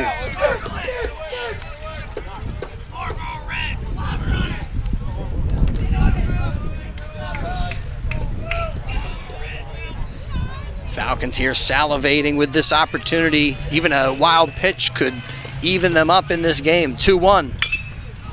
Bounced off of the foot of Cordisco. That one hurts, and he bounces around. Going to walk that off. You know, Eric David wants to sprint with all his might right now. Yeah, he's looking over to Coach Pacey saying, do you give me the green light to steal? No. We want to be aggressive, but not that aggressive.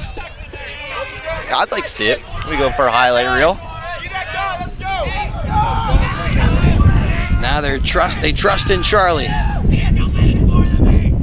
O'Neal's 2-2. Lined for a base hit. Out to right center field.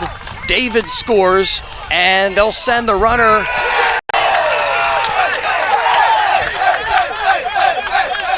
And Evan Hawks scores as well. On the RBI Charlie, for and it pays out. No question. He comes through big time with 2 runs batted in and puts the Falcons in front 2-1 here in this one. They leapfrog into the lead. And still with a chance to do some more damage is Tyler Baraski with 1 down and runners at first and second. And that ball bounces off of the helmet. That's why we wear them. Dangerous out there in the field.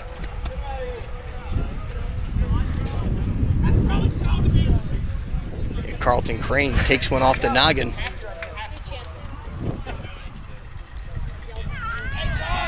Crane's at second, Cordisco at first. They haven't been able to keep Boraski off the bases today. He's walked and had a base hit. And lines that one. That's going to be foul by, I don't know, 5 or 6 feet, but solid contact and got some oohs and ahs. It almost rolled on a New Falls Road. That was so close. Some good exit velo on that one. Oh, yeah. Just kept going. Turned it around, but couldn't keep it fair. So Boraski steps back in. No balls, 2 strikes. Pennsbury looking to extend this one. O'Neal is set and delivers a curveball that breaks wide.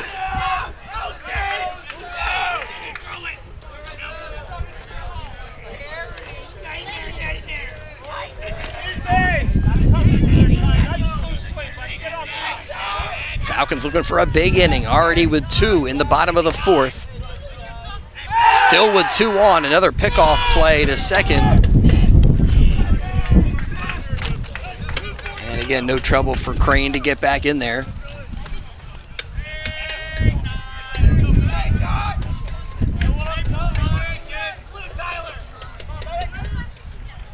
The 1-1. Nice stop there by Harper. Looked like that was ticketed to go between the legs, and he does a good job to get the glove down.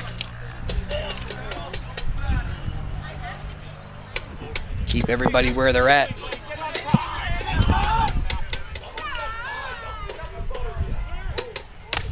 Two 2-1 pitch, that's through on the left side. A base hit for Boraski, and Pacey's gonna put the stop sign on. Carlton Crane holds up at third, and the Falcons again have them loaded up. Crane at third, Cordisco at second, Boraski smashing that one out to left field. He's at first, and up at the plate is Dylan Hirsch with the bases juiced and 1 down. You know for a fact, Billy O'Neal wants to get out of this situation right now because, yes, Jordan Zerniak on deck and Michael McCora in the hole. Not 2 people you want to be facing with bases juiced. Yeah, for O'Neal, they're hoping for a short pop-up, a strikeout. Ideally, they would love to get a tailor-made double play up the middle if possible. Looks like they do have the middle infielders at double play depth. Still the corner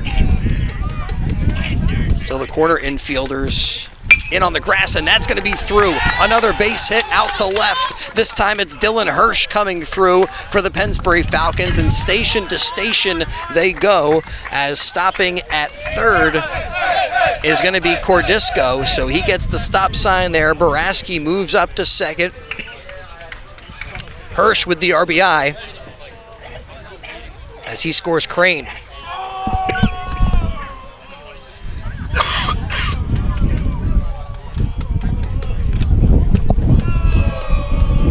Looks like that's the end of the day for Billy O'Neal as the Falcons take a 3-1 lead. Billy O'Neal exiting this game with 90 pitches. He went a while, 4 innings pitched, only let up 3 runs. He had 42 balls and 47 strikes. I believe he had, if I'm correct, 1 strikeout tonight's game. But heading onto the mound right now. A little unwarmed up, you could say. He sat for a little bit while they tried to leave some confidence in O'Neal here, but when it comes to this part of the lineup, you want to make sure you have a fresh arm and a guy who you know isn't going to get rattled easily. Yeah, Jack Albright is the call for Council Rock South, as that's the end of the afternoon for starter Billy O'Neal. And as you said, Daniel, just 1 strikeout for O'Neal. But he did a good job of mixing it up against the Pennsbury Falcons. He got 1 strikeout as he caught Evan Hawks looking back in the 2nd inning. Who's heading out to the mound? It is Jack Albright. Jack Albright. Where's number 33, right-handed pitcher for the Golden Hawks, as they go to the bullpen. and gives us a moment to let you know, Generation Z members and millennials with young families, if you're looking for a great place to dine and watch all your favorite sporting events and can't afford Center City restaurant prices, settle back at the Pines Tavern in Bristol, the place to take your family, including your kids, for affordable, top quality food. Suppers include their homemade meatloaf, pan-seared chicken breast, or their fish and chips, plus other family dinners. The Pines Tavern, also, they do great sandwiches like their South Philly pork or their Angus burgers, multiple TVs to watch all your favorite sporting events. The Pines Tavern, here yesterday, here today, and proud to serve the next generation of families at the Fork in the Road at Radcliffe Street in Bristol. Open 7 days from 11:30 a.m. Sundays open from noon. Zerniak takes the first pitch he sees and launches it out to left center field, and it will one-hop the fence. It scores 2. No, it will clear the bases. A 3-run double for Jordan Zerniak, and the Pennsbury Falcons have broken this one open. It's now 6-1. Oh, man. Wow. What a guy to put in there to go against a righty, as you got the lefty walks right up. No man to come more clutch in a situation than Jordan Zerniak. Just enters and clears the bases. No crumbs left. Well, he's still out there as a runner in scoring position 2 for Michael Mercora. The Falcons still with just 1 out in this 4th inning, so he didn't leave anybody on base, but there are still some crumbs, as you say, Daniel, for the Pennsbury Falcons maybe to pick up and to munch on here, extend this lead. What looked like a low-scoring game has turned around big time in this 4th inning. Golden Hawks getting their the first run of the day in the top half, and the Falcons striking for 6 in the bottom half. Cora definitely wants to add to that. Yeah, maybe a little too aggressive, or he was swinging to slug there.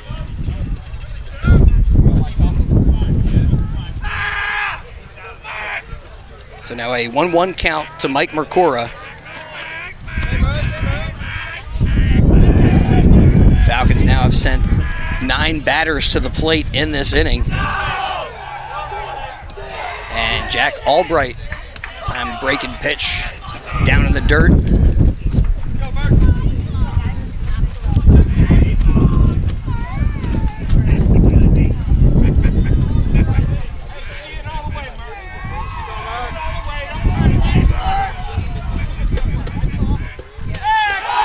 For the 2-1, a pickoff attempt. Zerniak back to second base in time.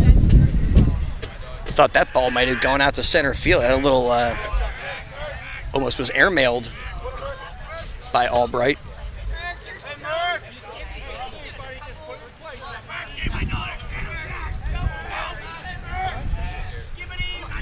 His 2-1 delivery. Down low, bounces, look like kind of off the foot of Harper, gets far enough away from him that Zerniak advances to third. I'm not sure that one really is between a pass ball and a wild pitch. Yeah, I think it just bounced out of the glove, so I'd say a pass ball. Probably pass ball. 3-1. Mercora lifts this one skyward and foul out of play. Right up the elevator shaft for that one, but drifts back behind us a touch.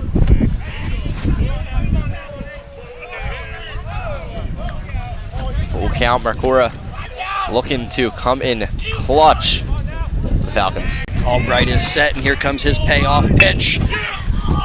Line drive that is caught by Perrone at third, and he'll take it to the bag to complete the double play. Wow, Mercora, he couldn't have hit that one better. Looked like that was going to be right down the third base line and maybe extra bases for the Falcons, but a backhand stab by Joey Perrone, and some great defense there by the Council Rock South Golden Hawks to get themselves out of the 4th inning, only giving up 6. And that's that's when you say you only gave up 6, that you were in a lot of trouble. So mitigating some more damage with the 100%. Defensive play there. And so we are through 4 complete. Pennsbury now in front of Council Rock South, 6-1 here in high school baseball action. And we're going to send things, take a quick break here, and we'll be back in just a bit. Hi, Merrill Reese reminding you to come back home to traditional Italian cuisine at the Revere Restaurant, 802 River Road in Ewing Township. You'll always feel welcome at the Revere. It's like stepping back in time where you'll feel like you're dining in South Philly or New York's Little Italy. Start your meal with complimentary Hoboken bread. Choose from a menu featuring fresh seafood dishes, succulent steaks and chops, or homemade pasta dishes. You can even eat at the bar. The Revere is open 7 days for lunch and dinner. Private room available for special affairs, plus catering. For reservations, call 609-882-6365.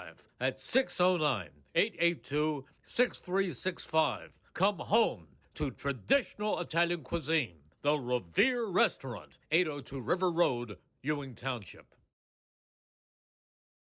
All right, don't forget, if you missed the action here on BCB, read about today's game in tomorrow's Trentonian. Outstanding local and national news 7 days a week. It's all in the pages of the Trentonian. All right, Keller Bradley is ready to go, and one of the balls from the Golden Hawks bullpen got away, came down the third baseline a little bit, so Eric David doing a little housekeeping, and Reed Curtier in the batter's box. Curtier with a line out and got caught looking, and almost got caught with that one. Almost seemed like that one probably slipped the grip a bit of Bradley. You can see him after the throw kind of shook out that right arm a little bit. Yeah, he's getting late into his pitch count. The 1-0 jams him, pops him up, calling for it, Boraski, and he makes the grab. One down. Movement again in the Pennsbury bullpen out there. I think it's the same guy getting warm, Joe Beitler. Up to bat now is Billy O'Neill. O'Neill 0 for 1 with a walk and a ground out. Some Rob Thompson style managing. Want him to go deep into the game here.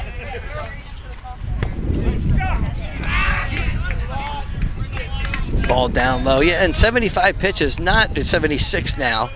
Not a terrifically high pitch count. You know, sometimes you want to keep those starters stretched out in that way. Now that your guy is staked to a 5-run lead, whole different kind of thinking involved. Falcons with 6 runs now on 7 hits, and the 1 run for the Golden Hawks coming on 5 hits. So Falcons making them count. And you credit Bradley with kind of spreading out those hits. Last time he really had to make some clutch pitches with the Golden Hawks having the bases loaded. Did a good job to just give up the 1 run that he did. Takes that deep breath in the 1-2. O'Neill fouls off a nasty looking pitch. That one came right in on him. I'm stripped. It's dangerous over here.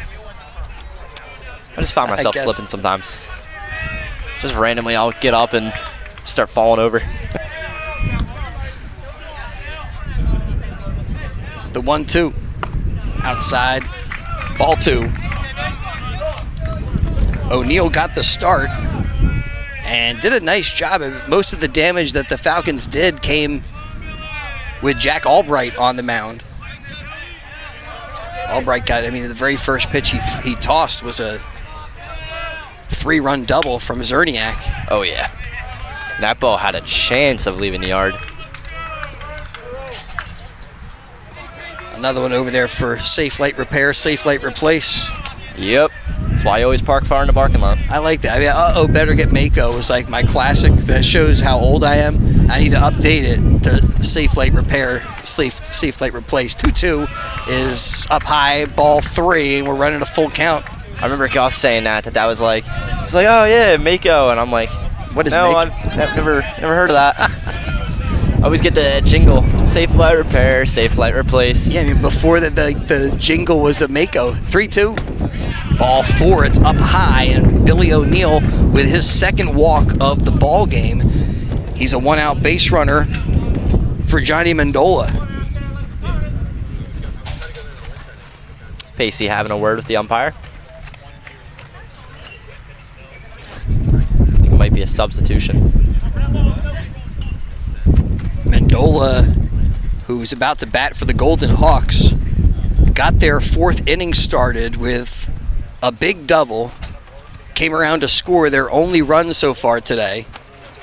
And it looks like whatever is being discussed is like a bookkeeping issue, like somebody's number or...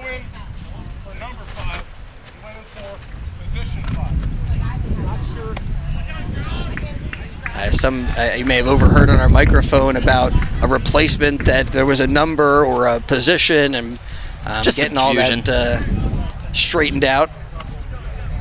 And there's a lot of numbers being thrown around. It's easy to get confused. Now Mendola back in. All right, so Bradley gets the first out of this inning. Then he gives up a walk. Kind of important here for him to shut this thing down. They talk about these shutdown innings and how much momentum it can give the rest of your team after they get 6 runs. If he can get them back up at the plate quickly, they may be able to just kind of keep it going where they left off. There's a strike. That's what they're hoping to do. Is this? They're down 5 runs. It's never a good place to be. Can't even tie it up even with a grand slam. 1-1 here to Mendola. Here for the Golden Hawks, they really need to start to chip away at this. You may not be able to get it all in one inning, but you get a runner on and opportunity to have a response. Time's ticking when you put it like this. There's only 8 outs left, but you have a shot at this. And with their losing streak ever growing, they really need some wins. Foul ball. Safe flight repair, safe flight replace. That's strike 2, so a 2-2 count.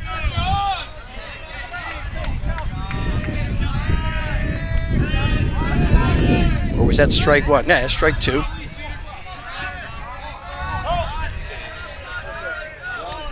Bradley's got his pitch, delivers, and it's served out to left field. Zerniak handles it on a bounce, but that was a laser beam. And a base hit now will put 2 on. Mendola at first. Billy O'Neill up to second base. And Drew Nemeth, who kept things going in the 4th inning with a base hit his last time at the plate. Yeah, it's Pacey heading out there. That's going to be a end of the pitching day change. Yeah, Keller Bradley gets a hand. He pitched 88 pitches and gave up 6 hits and just 1 run. 3 strikeouts in this game. And that's a pretty good performance when you're going against a team with as good of a record as they are, even though they're on a downward slip a little bit. But to let up only 6 hits in, 87 pitches? And just to keep your team in it the whole time. They get the big inning, and we mentioned how critical this game is for both teams when you're looking at postseason positioning. The district, I think they take 24. Pennsbury is 22. Council Rock South is 20. A win here is critically important, and the Falcons will turn to Joe Beitler to try to tamp down the Flames here. Right-handed reliever for Pennsbury. Should come in as a well-rested arm, maybe get them through a few innings. And Pennsbury might think about putting in someone in the 7th if he can go long enough. Man, so challenging to come into a game where you have runners on base. And, we saw Albright, his first pitch, they were slugging. Zerniak attacked it. And say that. It was a rude welcome to the game for Albright for sure. We'll see if Beitler can have some better results as he finishes up his warm-up tosses. Gives us a moment to let you know that today's game is brought to you by the Trentonian and the Trenton Thunder. And thanks also to Puss in Boots Tavern at 934 Trenton Road in Fairless Hills. Enjoy the ambiance of the Pocono Room. They have their own private bar, a heated outdoor patio, daily specials including Taco Tuesday, Comfort Wednesdays where they feature their homemade meatloaf, Roast Pork Thursdays, their Fresh Seafood Festival on Friday, and the Boots Traditional Hot Dogs Saturdays with dollar dogs served all day with your choice of chili, cheese, kraut, or onions. Sundays are Cheesesteak Sundays with a daily happy hour from 4 to 6 where they feature smash burger sliders for $8. And they do private parties and on-premise and off-premise catering. Great for outdoor graduation parties and indoor graduation parties. It just says great for graduation parties, so I don't know why I added outdoor. Wherever your graduation party is, Puss in Boots can hook you up. Great food for the whole family. The tradition continues at 934 Trenton Road in Fairless Hills. All right, back to action, and on the mound now for the Falcons is Joe Beitler, and he throws the fastball. Some good pace on that one to get it past Drew Nemeth.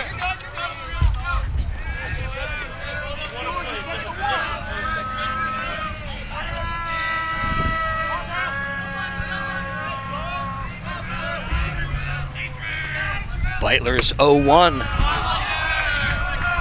A little bit off the plate. Again here today are balls and strikes called by Bob Gaines. Patrick Jones, our base umpire.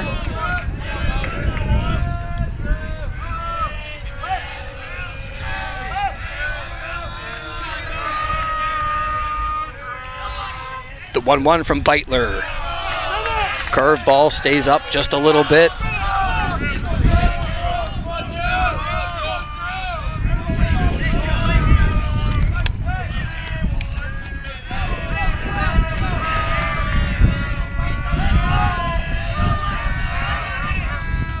Beitler's 2-1. Oh, it came in quick. Good velocity there. Gets the called strike. 2 balls, 2 strikes, and the Golden Hawks now trying to get some energy going in their dugout.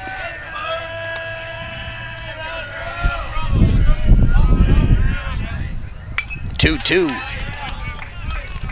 Fouled back towards us, and off goes Mack. Best bat boy in the league. Scouts are calling. And it is a big league matchup here. Mentioned in our pregame activities that Neshaminy locking up the league title.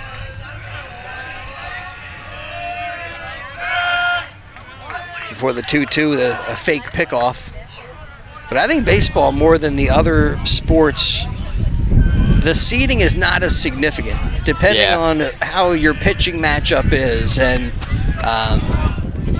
you can see teams that are not top seeds go very deep. 2-2, swing and a miss. He got him. Strikeout of Nemeth for out number 2, and that's a good start for Beitler. Do they play series? No. Nope, it's a one game. So it comes down to like that kind of situation where if your number 1 starter can't go and you got to go to starter number 2, the opposition has a good day against you. Potentially a number 1 seed can get bounced right out of there. Yeah. Bye weeks are overrated too. Got to deal with them if you get the top 8. Yeah, you were saying before we got started that a bye in baseball is not really beneficial. More of a disadvantage than a disadvantage. Yeah. Certainly, that's the way it's played out at the major league level over past couple of seasons with those division teams getting beat. A lot of teams complaining that they don't want the bye week because their players get cold. All right, first pitch strike in there to Harper.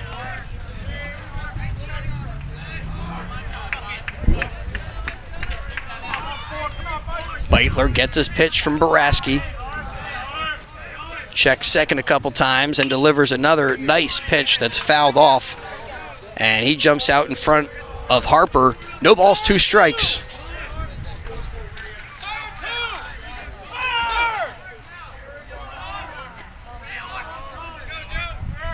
They reposition Zerniak in left, just moving him kind of to play the batter away a little bit more. 0-1. That was the 0-2, and that was fouled off, so we'll do it again. No balls, 2 strikes.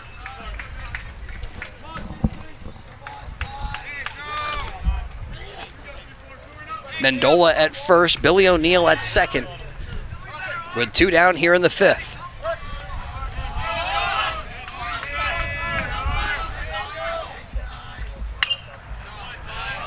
And Harper battling, as that one served back into the Little League field.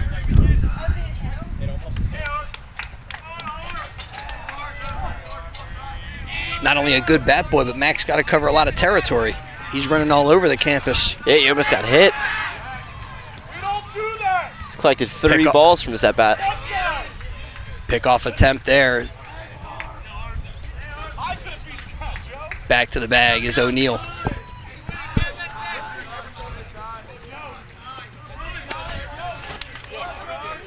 All right, we'll do it again here. The 0-2 delivery from Beitler. Up just a bit, I guess. Pennsbury dugout liked it.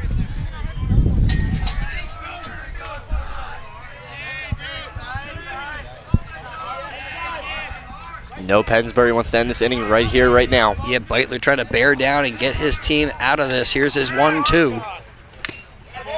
Tipped and caught by Boraski. A foul tip into the glove of Boraski to complete the strikeout of Tyler Harper for out number 3. Great job by the Pennsbury catcher to make sure to secure that in the glove. That's not easy to do. And Joe Beitler coming in from the dugout to put out a little bit of rally for the Golden Hawks in the top of the 5th inning. So we're through 4.5. And the Pennsbury Falcons hold on to a 6-1 advantage. No runs for the Golden Hawks in the 5th. They do get a base hit, and they leave 2 runners stranded on base. Well, spring is here. Time to view the world through Jammer Doors, a family-owned and operated local business since Babe Ruth started playing for the Yankees back in 1920. And today, Jammer Doors continues to swat home run sales, service, and installation of garage doors and openers, entry doors, patio doors, storm doors. Jammer features rain or garage doors, steel or aluminum. They're crafted for dependable, long-lasting service. Jammer Doors, they do their own work and installation using no subcontractors. Avoid the big box stores and save with Jammer Doors. Visit their showroom at 2850 Brunswick Pike, Business Route 1 in Lawrenceville, or in the Yardley Grist Mill at 10 North Main Street. And coming soon, their magnificent new showroom on Route 1 opposite the Lawrence Shopping Center. Also, we'll remind you again, for complete automotive service, trust the Peruzzi Auto Group.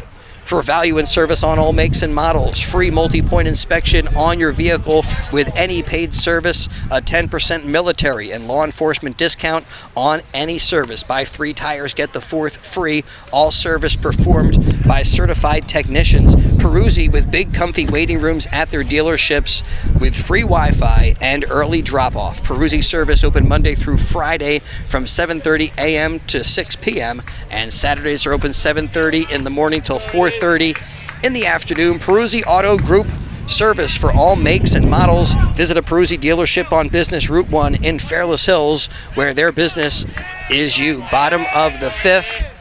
Jack Albright back out there for the Golden Hawks. Delivers a first pitch strike to David.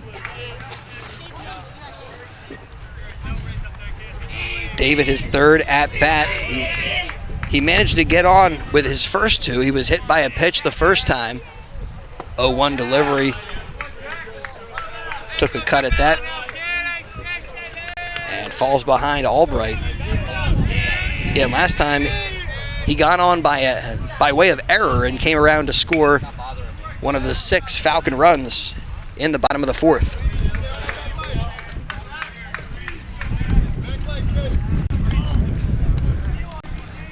Taps that one to foul, and we'll do it again at no balls and 2 strikes.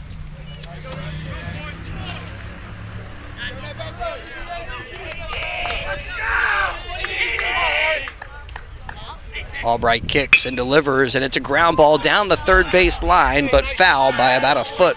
Eric David started up the rally that drew in the Falcons' runs last inning. Yeah.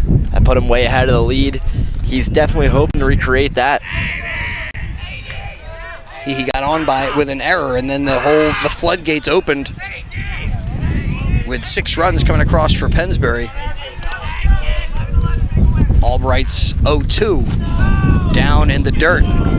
Popped right off the plate over the catcher and right off the chest plate of our home plate umpire today, Bob Gaines. No, I always wonder how they used like no padding back in the day. They were catching the ball with their hand too. And that's way back in the day. Oh yeah, that's like before 1800s. Before gloves you're talking about? Yeah. The 1-2. In there. Strike 3 called. And the first strikeout of the afternoon for Jack Albright, and the first out in the bottom of the 5th. That brings to the plate Ryan Weber. Weber also helped out with that 4th inning rally, giving up himself with a sacrifice bunt. Here, first pitch swing and fouls it back. All right, Chris. Where was the first ever baseball game played? Oh gosh, wasn't that like Doubleday Field? No. Hoboken's Elysian Field. Oh, okay. You know the year? 02. 1861. 46. Man, it's an old sport. I should have known that. 0-2. Swing and a miss. Ryan Weber with the cut. Ball gets down in the dirt, and Harper's got to throw down to first to complete the putout. 2 up, 2 down for Evan Hawks.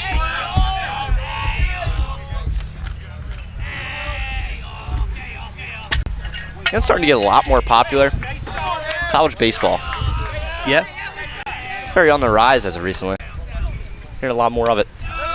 Well, and I think that trend goes back many, many years, where it seemed like really the only path to get into the majors was to go into the minor league system, like in the 80s and early 90s.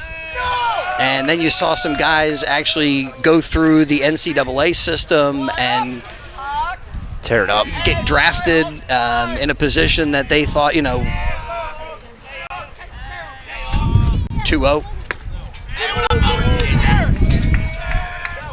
Yeah, so now the draft is kind of split between high school guys that are more guesses and college athletes who seem a little more seasoned. Then you have a draft within the draft, the Rule 5 draft. 4-pitch walk for Evan Hawks. So he is a 2-out base runner for Carlton Crane. The offseason of baseball is the most confusing offseason. Yeah, I'm talking about, here comes CC, Carlton Crane here at the plate.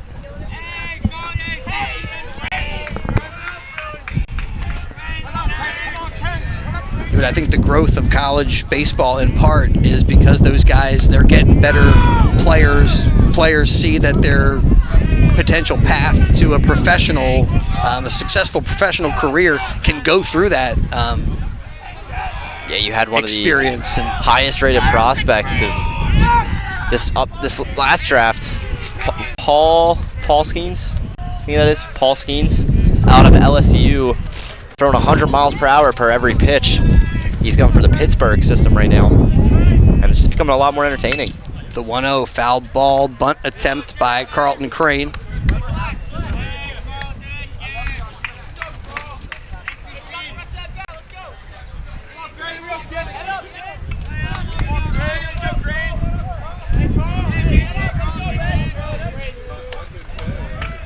Jack Albright looks over the shoulder, checks his runner. Here comes the 1-1 delivery. The runner goes. The throw from Harper is not in time. Sliding in safely, Evan Hawks with the SB. Nice stolen base there. Quick legs, came down to a great throw, but he was there quite in time. Yeah, not a bad pop time from Harper. He was up, got it down there pretty quick, but I think Hawks with a really aggressive jump had a good head start, and now time called. To be a dog sleeping next to the dugout of the baseball game. It's not bark at the park day, but there's a cute little puppy right by the Pennsbury dugout taking a snooze. He is schlumped.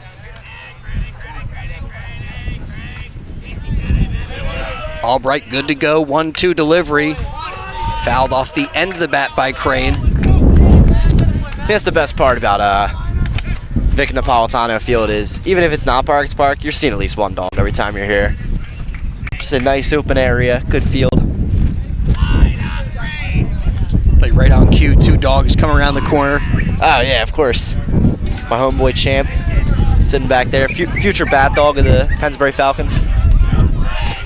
Albright's 1-2 again. This time he gets Crane swinging for out number 3.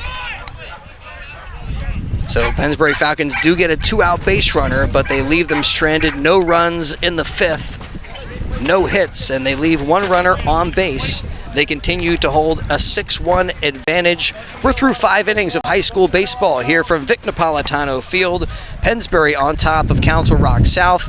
We'll step aside and return to action in just a moment.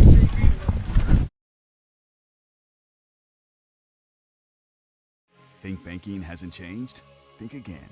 At Penn Community Bank, we've been helping communities thrive for 150 years, providing the latest financial tools to reach your goals. From our nationally recognized Access Checking that offers the peace of mind of no overdrafts, to student and free Checking Plus options with perks that will make you wonder what you did without them, like early direct deposit, overdraft grace, and Zelle. Penn Community Bank. Here we grow. Learn more at penncommunitybank.com/products.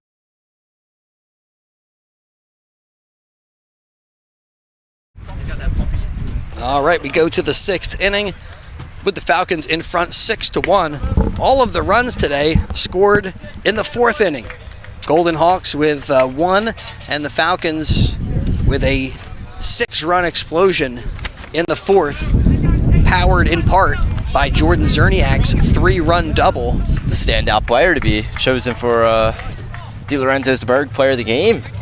Definitely a leading contender there for Pennsbury, as our player of the game is Jordan Zerniak. I keep looking back to see if I can catch a softball score, but from over the, what's that? 7-17. Pennsbury in front. Is that a mercy? I would think if they have enough innings that game is going to end it looks early. like the blue team is leaving. Ben Salem, I think that is. Beitler's 0-1.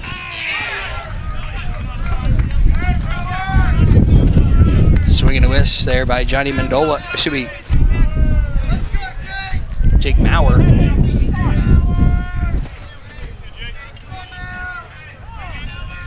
And time awarded right as Beitler was going into his windup there. A lot of players do that, get in the heads a little bit, get them right before little gamesmanship. Yeah. The 0-2. Swing and a miss. Didn't work though. Did not work. You know, calling that timeout stuff is something that can help you control. I think that the timing of the game, and as we see some activity going out, Connor McCluskey going out to the Pennsbury bullpen to get warmed up. Surprising as he pitched 6 innings yesterday. Guess his arm's still warm. In there for a strike.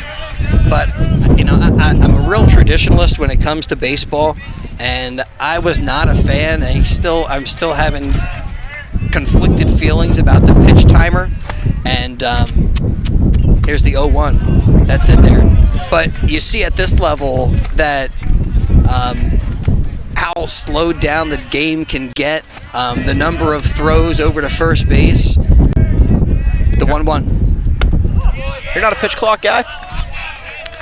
Well, like I said, I'm kind of coming around on it, but I'm still conflicted about it. Like, I don't feel like the pitchers need to be sped up. Like, they don't really need it to make my day 20 minutes faster. But 1-2.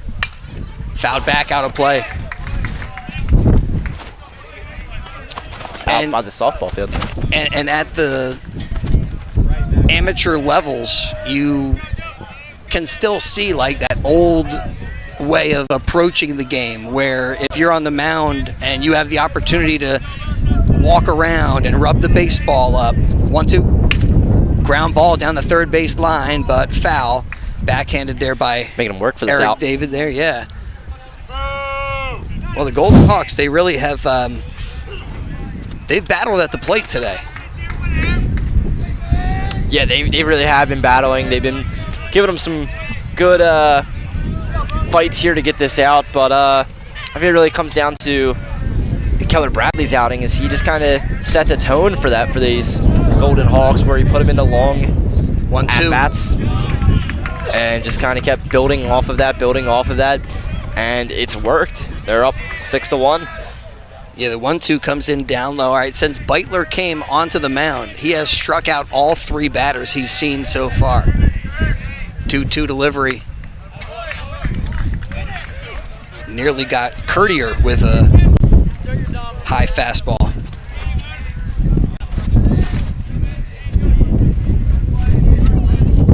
I mean, what confidence you give to your skipper when you come out of the bullpen firing away,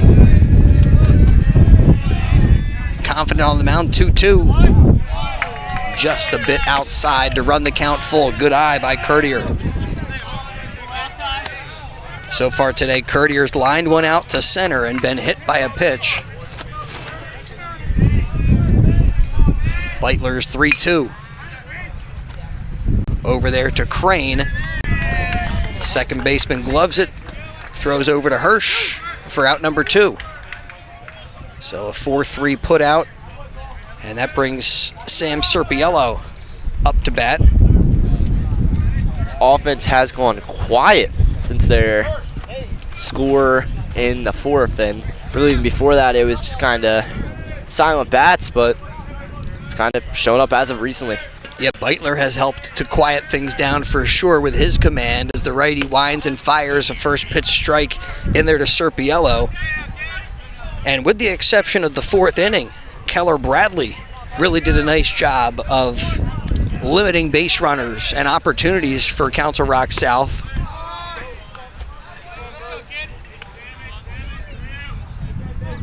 Again, they only got to him in the 4th. So far so good for Pennsbury pitching today. The 1-1 from Beitler. Fouled in our general direction. Ricocheted.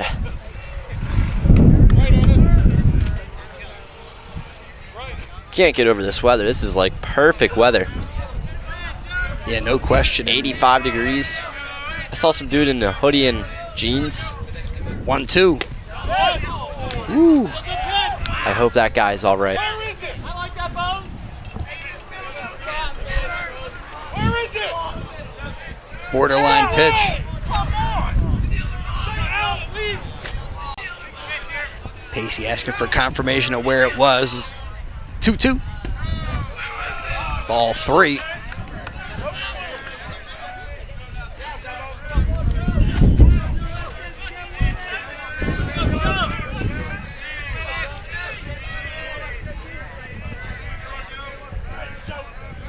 Beitler winds and fires, and the 3-2 is going to be lofted out to left over the glove of Ryan Weber for a base hit.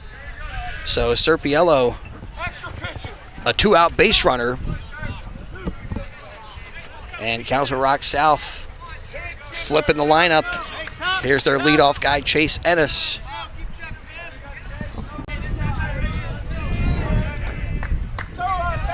Ennis 0 for 3 so far on the afternoon. A ground out and a couple of strikeouts.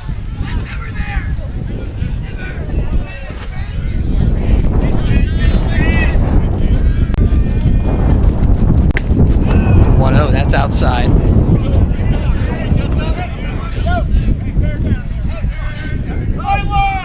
Two balls, no strike. Yeah, 2 down here in the top half of the 6th inning. Now the Golden Hawks down to their final 4 outs here in today's game. And it's going to need to start chipping away out of here if you want a shot at this game, unless you want to have a seventh inning rally. now Beitler, who looked totally in control, now a little more shaky as he throws 3 straight balls to Chase Ennis, and now he cleans that up a bit with 1 in the strike zone, 3-1 count. It's usually the given. Golden Hawks DH takes ball 4, and he heads to first, sends Serpiello to second. It's going to do it for Joe Beitler's night. He's heading off that mound most likely because Pacey's heading out there. Well, and just after I mentioned how confident it would make you as a skipper to have him come out there and attack the zone right away, it was right around then when he started to lose that control or command. And we'll see. I think he's gonna stick with him for now. Okay. Might be stalling some time for the movement happening in the bullpen. I would imagine too that you know, as I said, with coming into a game with runners on base, it can be a major stressor for a pitcher. So they do have a righty warming up in the bullpen, but the preference certainly would be bringing him in to wrap things up in the 7th if that's the way you're, kind of want to put one in play here, just keep it in the infield. Just got to find your way to pitch to him. Beitler with a strike. He's reaching his 36th pitch.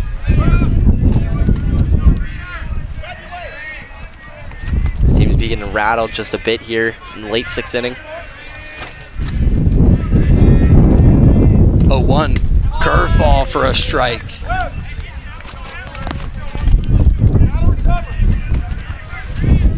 Some impressive movement on that one as he works to read Courtier. Courtier 0 for 3. And now behind Beitler. 2 strikes, 2 outs. The 0-2 delivery. Oof.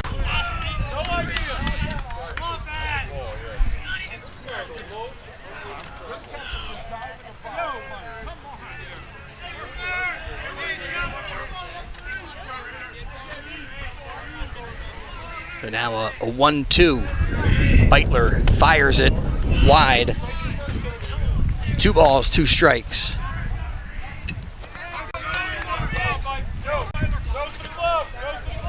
Talking about Council Rock South having to chip away at this 5-run advantage. Well, they almost need something here to start a 2-out rally, get something on the board. The 2-2, not gonna happen though. Strikeout as Joe Beitler gets him swinging for out number 3. And Beitler takes the mound and he gets 4 strikeouts in his limited work, including that big one right there to keep Council Rock South scoreless in the 6th. No runs, they do get a hit, and they leave 2 runners out there stranded on base. And you look at innings 4, 5, and 6, and the Golden Hawks have stranded 7 over those 3 critical innings in this game, especially inning number 4, where they did get the 1 run, but they leave the bases loaded. And so now we go to the bottom of the 6th, and the Falcons will have the top of the lineup coming up to the plate. All right, so we are through 5.5. Trenton Thunder baseball coming back for the 2024 season on Tuesday, June the 4th. Catch all the fun and excitement with the Trenton Thunder. With a 17-7, Falcons got the win. Gus the Bus over here with some equipment exchanging. Ben Goldstein hanging out. Yeah, ticket information for the Thunder, TrentonThunder.com. That's TrentonThunder.com, or call 609-394-3300, 609-394-3300. Here we're double dipping here at Pennsbury, baseball and softball on the WBCB Sports Network, and softball getting a mercy rule victory, 17-7. And right now, Falcons in command on the baseball diamond as well, but still some work left to do. And they would love to extend this lead a little bit, increase that cushion. And Charlie Cordisco trying to get it going as he's up at bat. Albright, did he hit him? Wow, Cordisco, not sure how he got out of the way of that one. I thought that hit him. Thought that was pretty clear, but no, apparently he got out of the way. It's a bit of a wake-up call there. No question. 1-0 in there for a strike. Cordisco is 1 for 3 with a base hit and a run scored.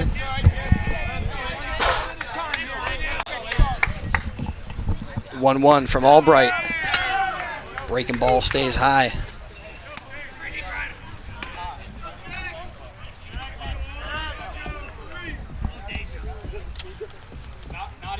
One pitch out to left field. Reaching for it is Maurer, but it's over his glove and will go all the way to the fence. Cordisco with a stand-up double to start the 6th inning.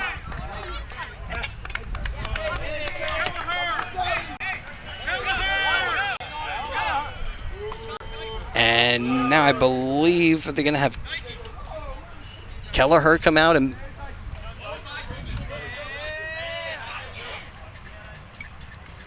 It's going to be pitch run.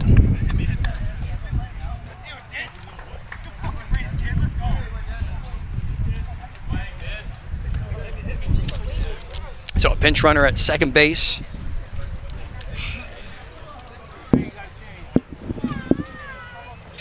And Boraski with the bat for the Falcons.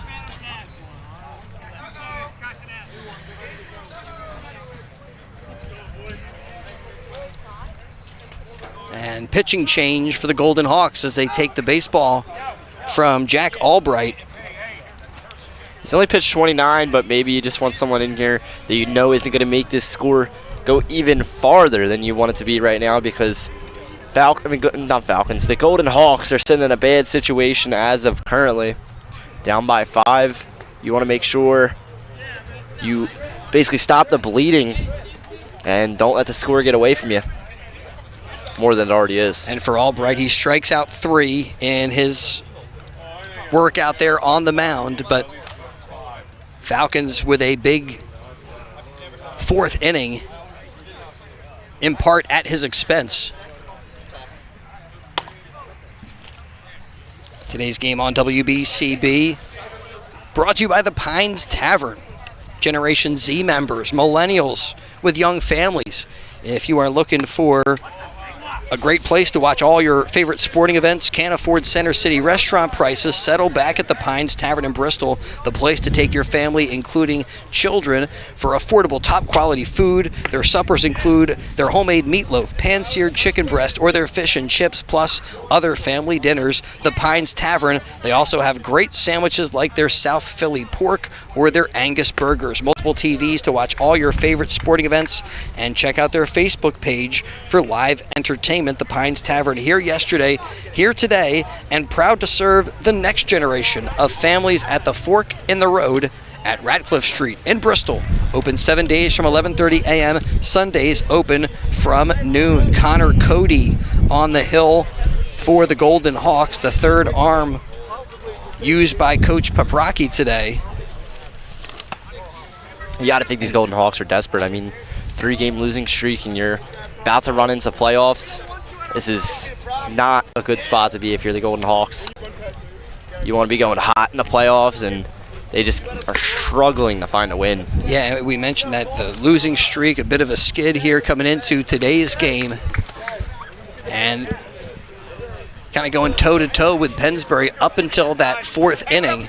And now Golden Hawks, they're going to need to land some haymakers in the 7th if they want to try to come from behind. Meanwhile, Pennsbury with a chance to put this one a little further out of reach. And Connor Cody, who it looked like he was throwing the ball kind of all over the place. Not sure that it didn't look like he had the pinpoint command, but that one a pinpoint delivery. Fouled off at the plate by Boraski. He's going to need some pinpoint command and pinpoint delivery to get him out of this situation. Top of the lineup. Ever coming. Nobody out, and Cordisco at second, who started off the 6th. Well, there was a The pitch double. runner. 0-1. Colin Kelleher that went out to second.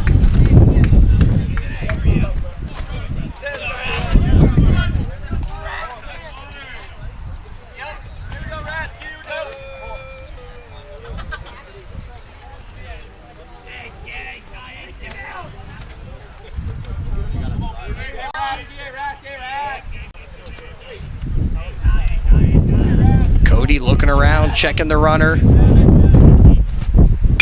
1-1, hot shot to third. On a bounce, Perone gloves it, looks the runner back, and gets Boraski. He almost couldn't make up his mind there. Had to decide between where he was going to throw, first or second. Finally decided on first, and almost a little too late. That'll leave it to Dylan Hirsch.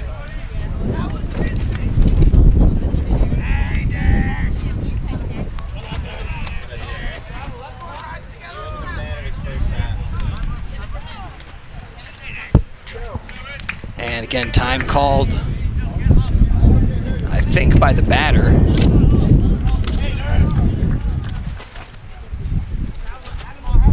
Hirsch, I guess, feeling like Connor Cody taking a little too long. Need to get a pitch clock. He's set to go. Right, Chris? Down low, bounces off of the plate, off of the catcher, and over the Council Rock South dugout. I mean, talk about a weird hop. Yeah, talk about a distance traveled. And so Pennsbury now with a runner at third. I mean, that went off that concrete pad we were talking about earlier. A little barrier.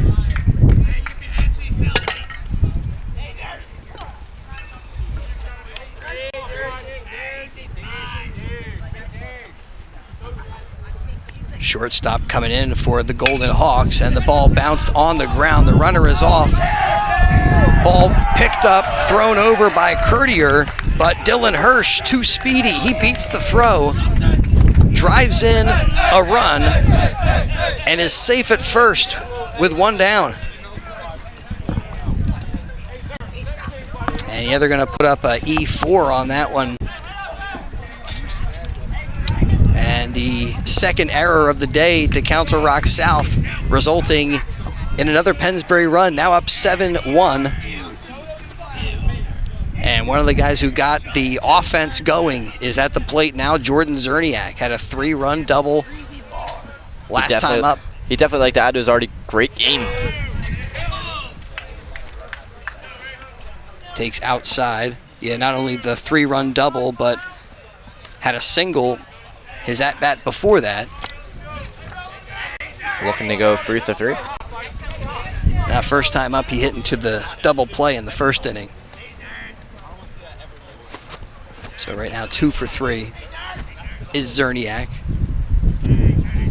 Cody's 1-0. Sky-high pop-up that drifts into the parking lot.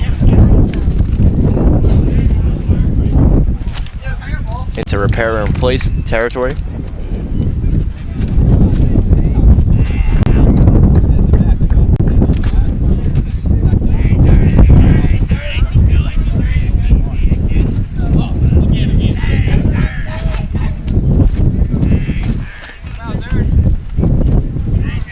Cody checks the runner at first. 1-1. Well hit by Zerniak into left center, but over for it is Maurer, and he's able to get under it, make the grab. And Zerniak flies out for out number 2 here in the 6th.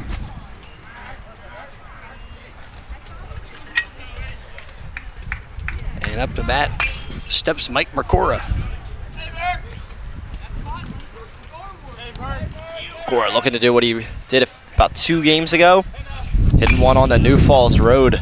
He'd definitely like to do that again. He had a big game last time against Ben Salem. We've talked about that today, but so far 0 for 2 in this one. And first pitch swinging, the runner goes, the throw down is not in time. Sliding in safely as Dylan Hirsch takes the bag.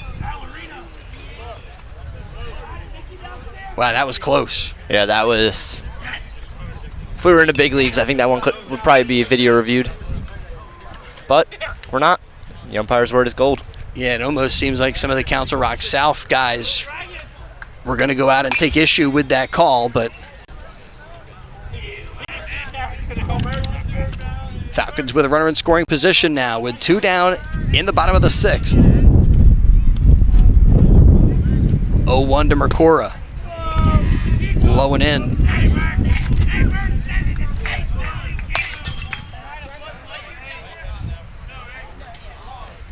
Ball and a strike to Mercora.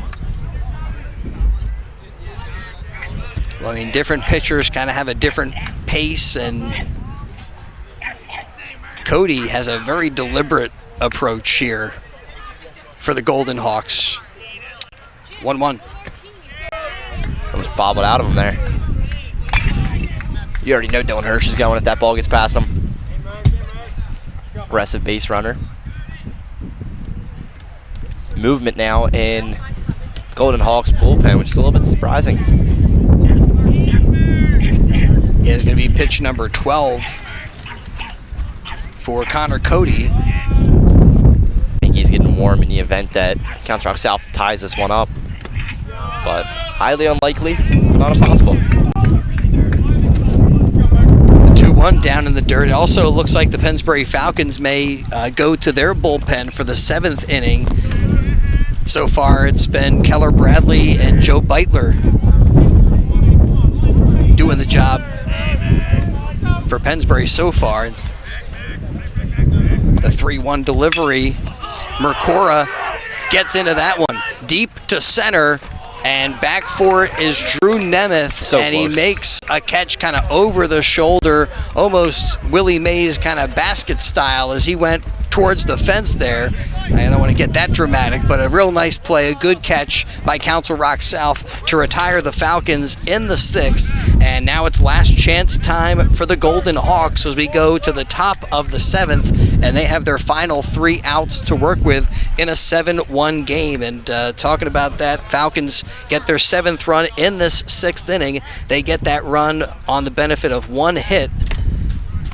And so they take a 7-1 lead into the 7th. Don't forget, if you miss any of today's action, read about it in tomorrow's Trentonian.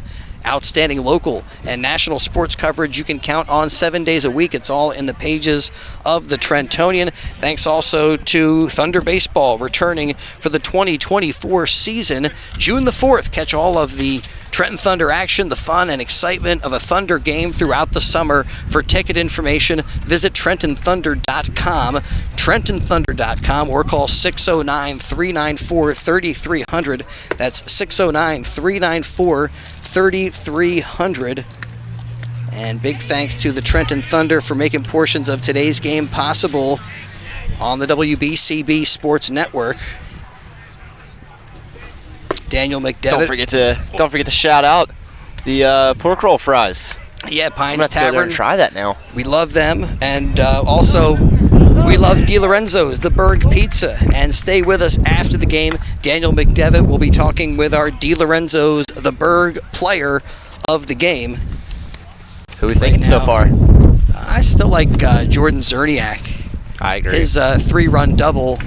Kind of right now, that's the turning winning point of the game. Yeah. Yeah, I mean that would be the winning run that he drove in, and then that really opened things up for the Pennsbury offense in that inning. And I don't know if we've had him on this season. We haven't had him on since his home run.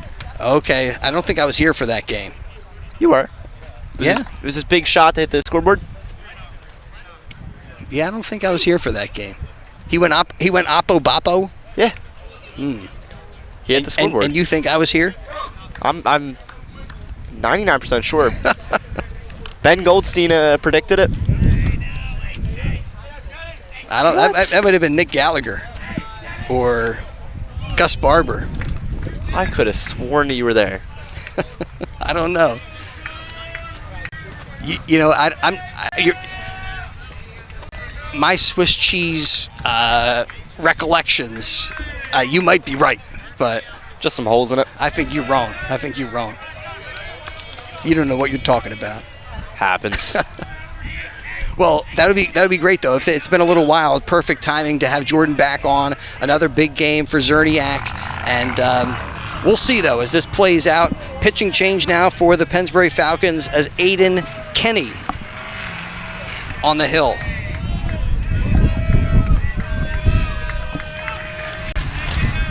And at the plate, Billy O'Neill takes ball 1 from Kenny.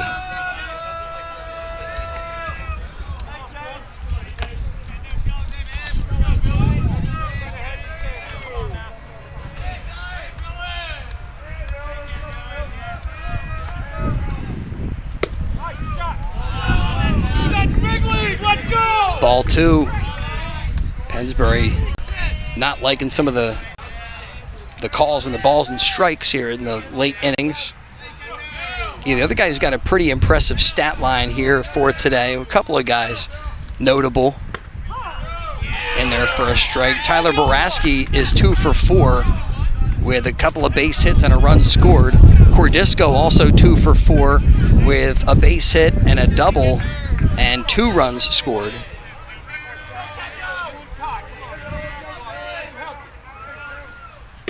The 2-1 in there. Aiden Kenny trying to shut the door and put the Falcons above the 500 mark. Coming into today with 11 wins and 11 losses. And they serve up a tough one to the Golden Hawks here. Dropped them to 14-9, but we've been talking about the district. Right now, the league is done. Neshaminy won the SOL Patriot Division, and kind of coming from behind to beat Council Rock looked like they were going to be ticketed potentially for a league title. But now they want to make sure that at least they get a decent opportunity to run in the postseason as a bouncing ball handled by Carlton Crane. And out number 1 is recorded, a 4-3 put out of Billy O'Neill. Golden Hawks have 2 outs left in this one. And one of their top hitters has been Johnny Mendola, the right fielder, 2 for 3. A double, a single, and a run scored. And he's up right now, trying to get things going, get something sparked for the Golden Hawks. They need some base runners. Nice pitch there by Kenny. They need base runners, and they need them now. Time is ticking. I mean, I love that pitch. Great velocity, kind of on the inside part of the plate. Kicks and fires this time off the plate for ball 1. And timeout called by Coach Pacey. And it seemed like Coach Pacey was indicating he wants to go out and just make sure that Kenny's arm is okay. I'm not sure if he sees something about the arm angle that he's throwing. And right now, as he's talking with Coach Pacey, he's kind of looked like he was kind of going through his movement a little bit, yeah. All right, so we get back to action with a ball and a strike.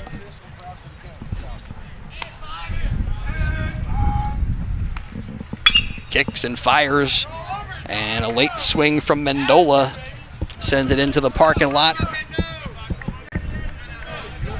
Somebody call Safe Light. Safe Light repair, Safe Light replace.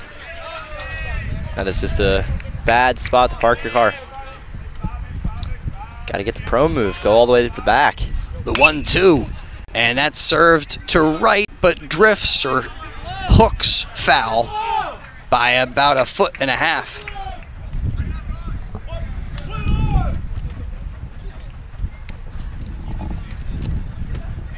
Keller Bradley was out there. He's kind of the guy who's tasked to protect the bullpen. The lookout man.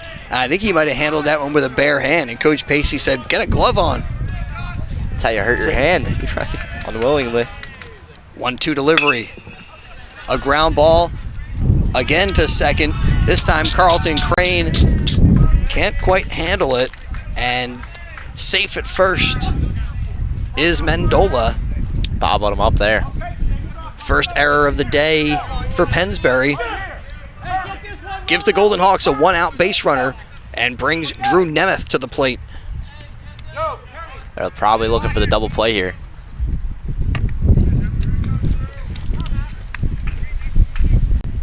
That would be ideal for Pennsbury, Daniel, but just the priority is to record an out. That base runner is insignificant as far as the outcome of this game is concerned. Yeah, no, that's actually a really good point. Yeah, I mean, so you can just put him in the back of your mind. Focus on the batter. If he gets around the bases, who cares? Get whatever force out is easiest, or popped, foul, now, drifting. If like 5 of him get to the base, that's when you want to start worrying. Wow, look out over there. People almost got hit. Then they always got to look out. They look like it was personal. Like, it's nothing personal. Nobody's trying for you.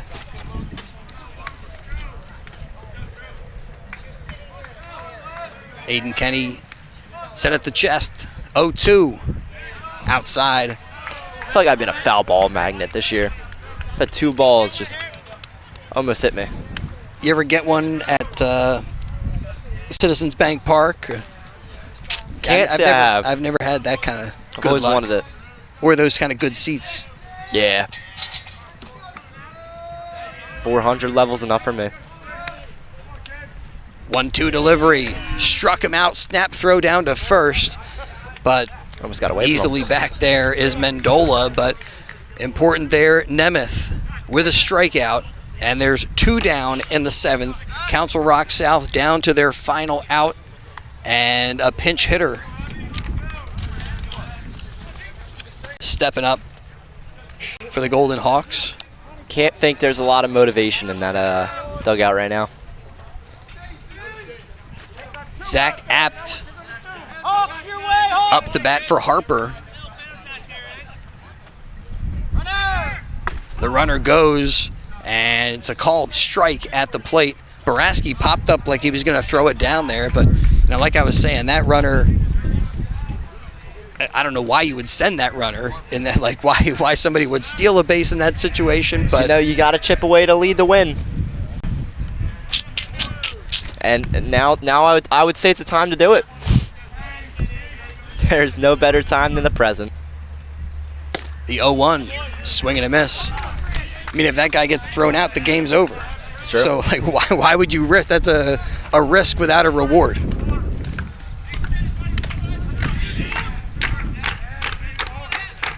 I would say it's a time where Council Rock South might have to score. Just might. The 0-2. Strike 3. And caught looking is Zach Apt. That's the ball game. As Aiden Kenny gets the job done.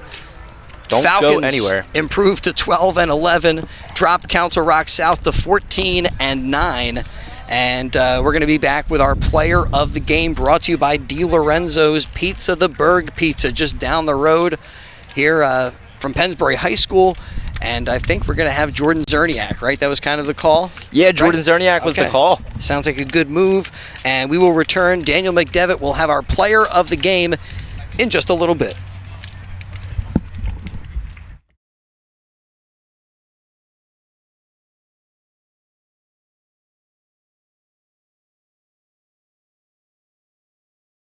An injured knee might look pretty simple, but there's a whole person behind that injury. One who misses the feel of his jump shot and spending time with friends on the court. It's not enough just to heal. He needs to get back out there. At Trinity Health, we're here to help you reach your goals. We combine all the knowledge and expertise of a national health system with personalized healthcare that treats the individual behind the injury. Because we see all of you. You are more than just a heart patient. At St. Mary Medical Center, we get to know you, which can help us diagnose a problem and start treatment faster. Our cardiovascular team offers the latest imaging and device technology, testing, and surgical procedures you'd expect from a national health system, with the personal touch you want from local experts. We know the importance of seeing the person behind the patient. Let us help you live a healthier life. About 1 in 8 women is going to develop invasive breast cancer during her life, and if you're at risk or want a thorough screening to review your breast health, St. Mary Medical Center provides easy access to resources that can detect and treat breast cancer in its earliest stages. Whether you need mammograms, breast ultrasound, breast MRI, or breast biopsy, our breast center team is here to guide you through every step of your healing journey. Schedule your screening at the Breast Center at St. Mary Medical Center today.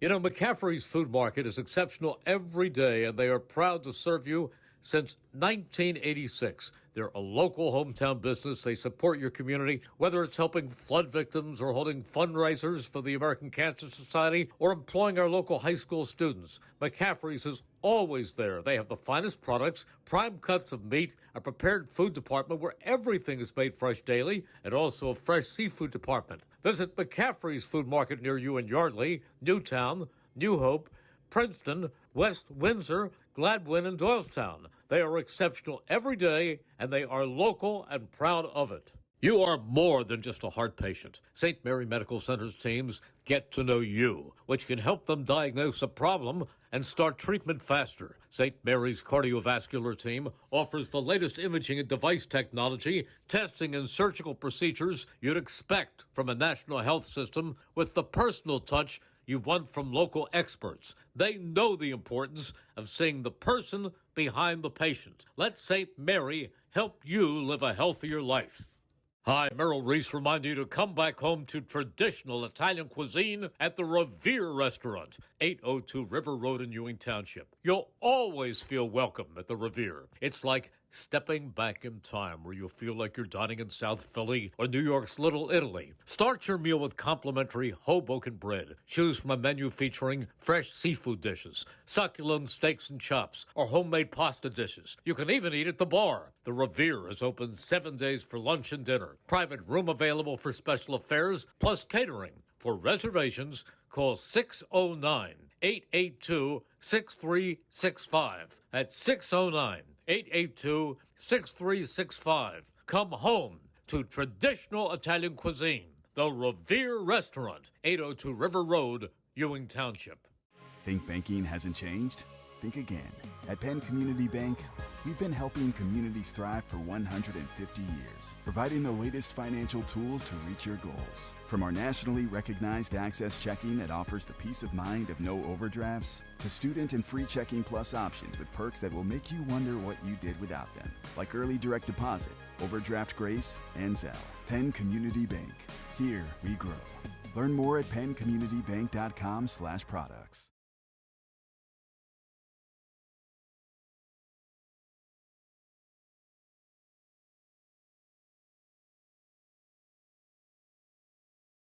One win over Council Rock South, 7 runs on 8 hits. They committed 1 error, 1 run on 7 hits, 2 errors for Council Rock South. So the Falcons with a big 7-1 victory. And our DiLorenzo's Pizza Player of the Game is Jordan Zerniak. And right now grabbing the microphone is Daniel McDevitt. And I think those guys are ready, so we'll send it to our DiLorenzo's Player of the Game.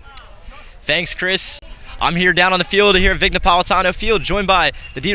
Lorenzo's, the Berg player of the game, Jordan Zerniak. Jordan, you had a great game today. The team's been on fire as of recently. Can you take us through what the team's mentality has been as of recently? We've just been really locked in at practices, off the field. We've been going to lunch, going out, in the weight room, always pushing each other and just getting better every day. All right, and you came into a tough situation, a new pitcher heading down to the mound, and you swung on the first pitch, driving it for a double, bringing in all the runners on base. What was the mentality going into that at bat? I was going up.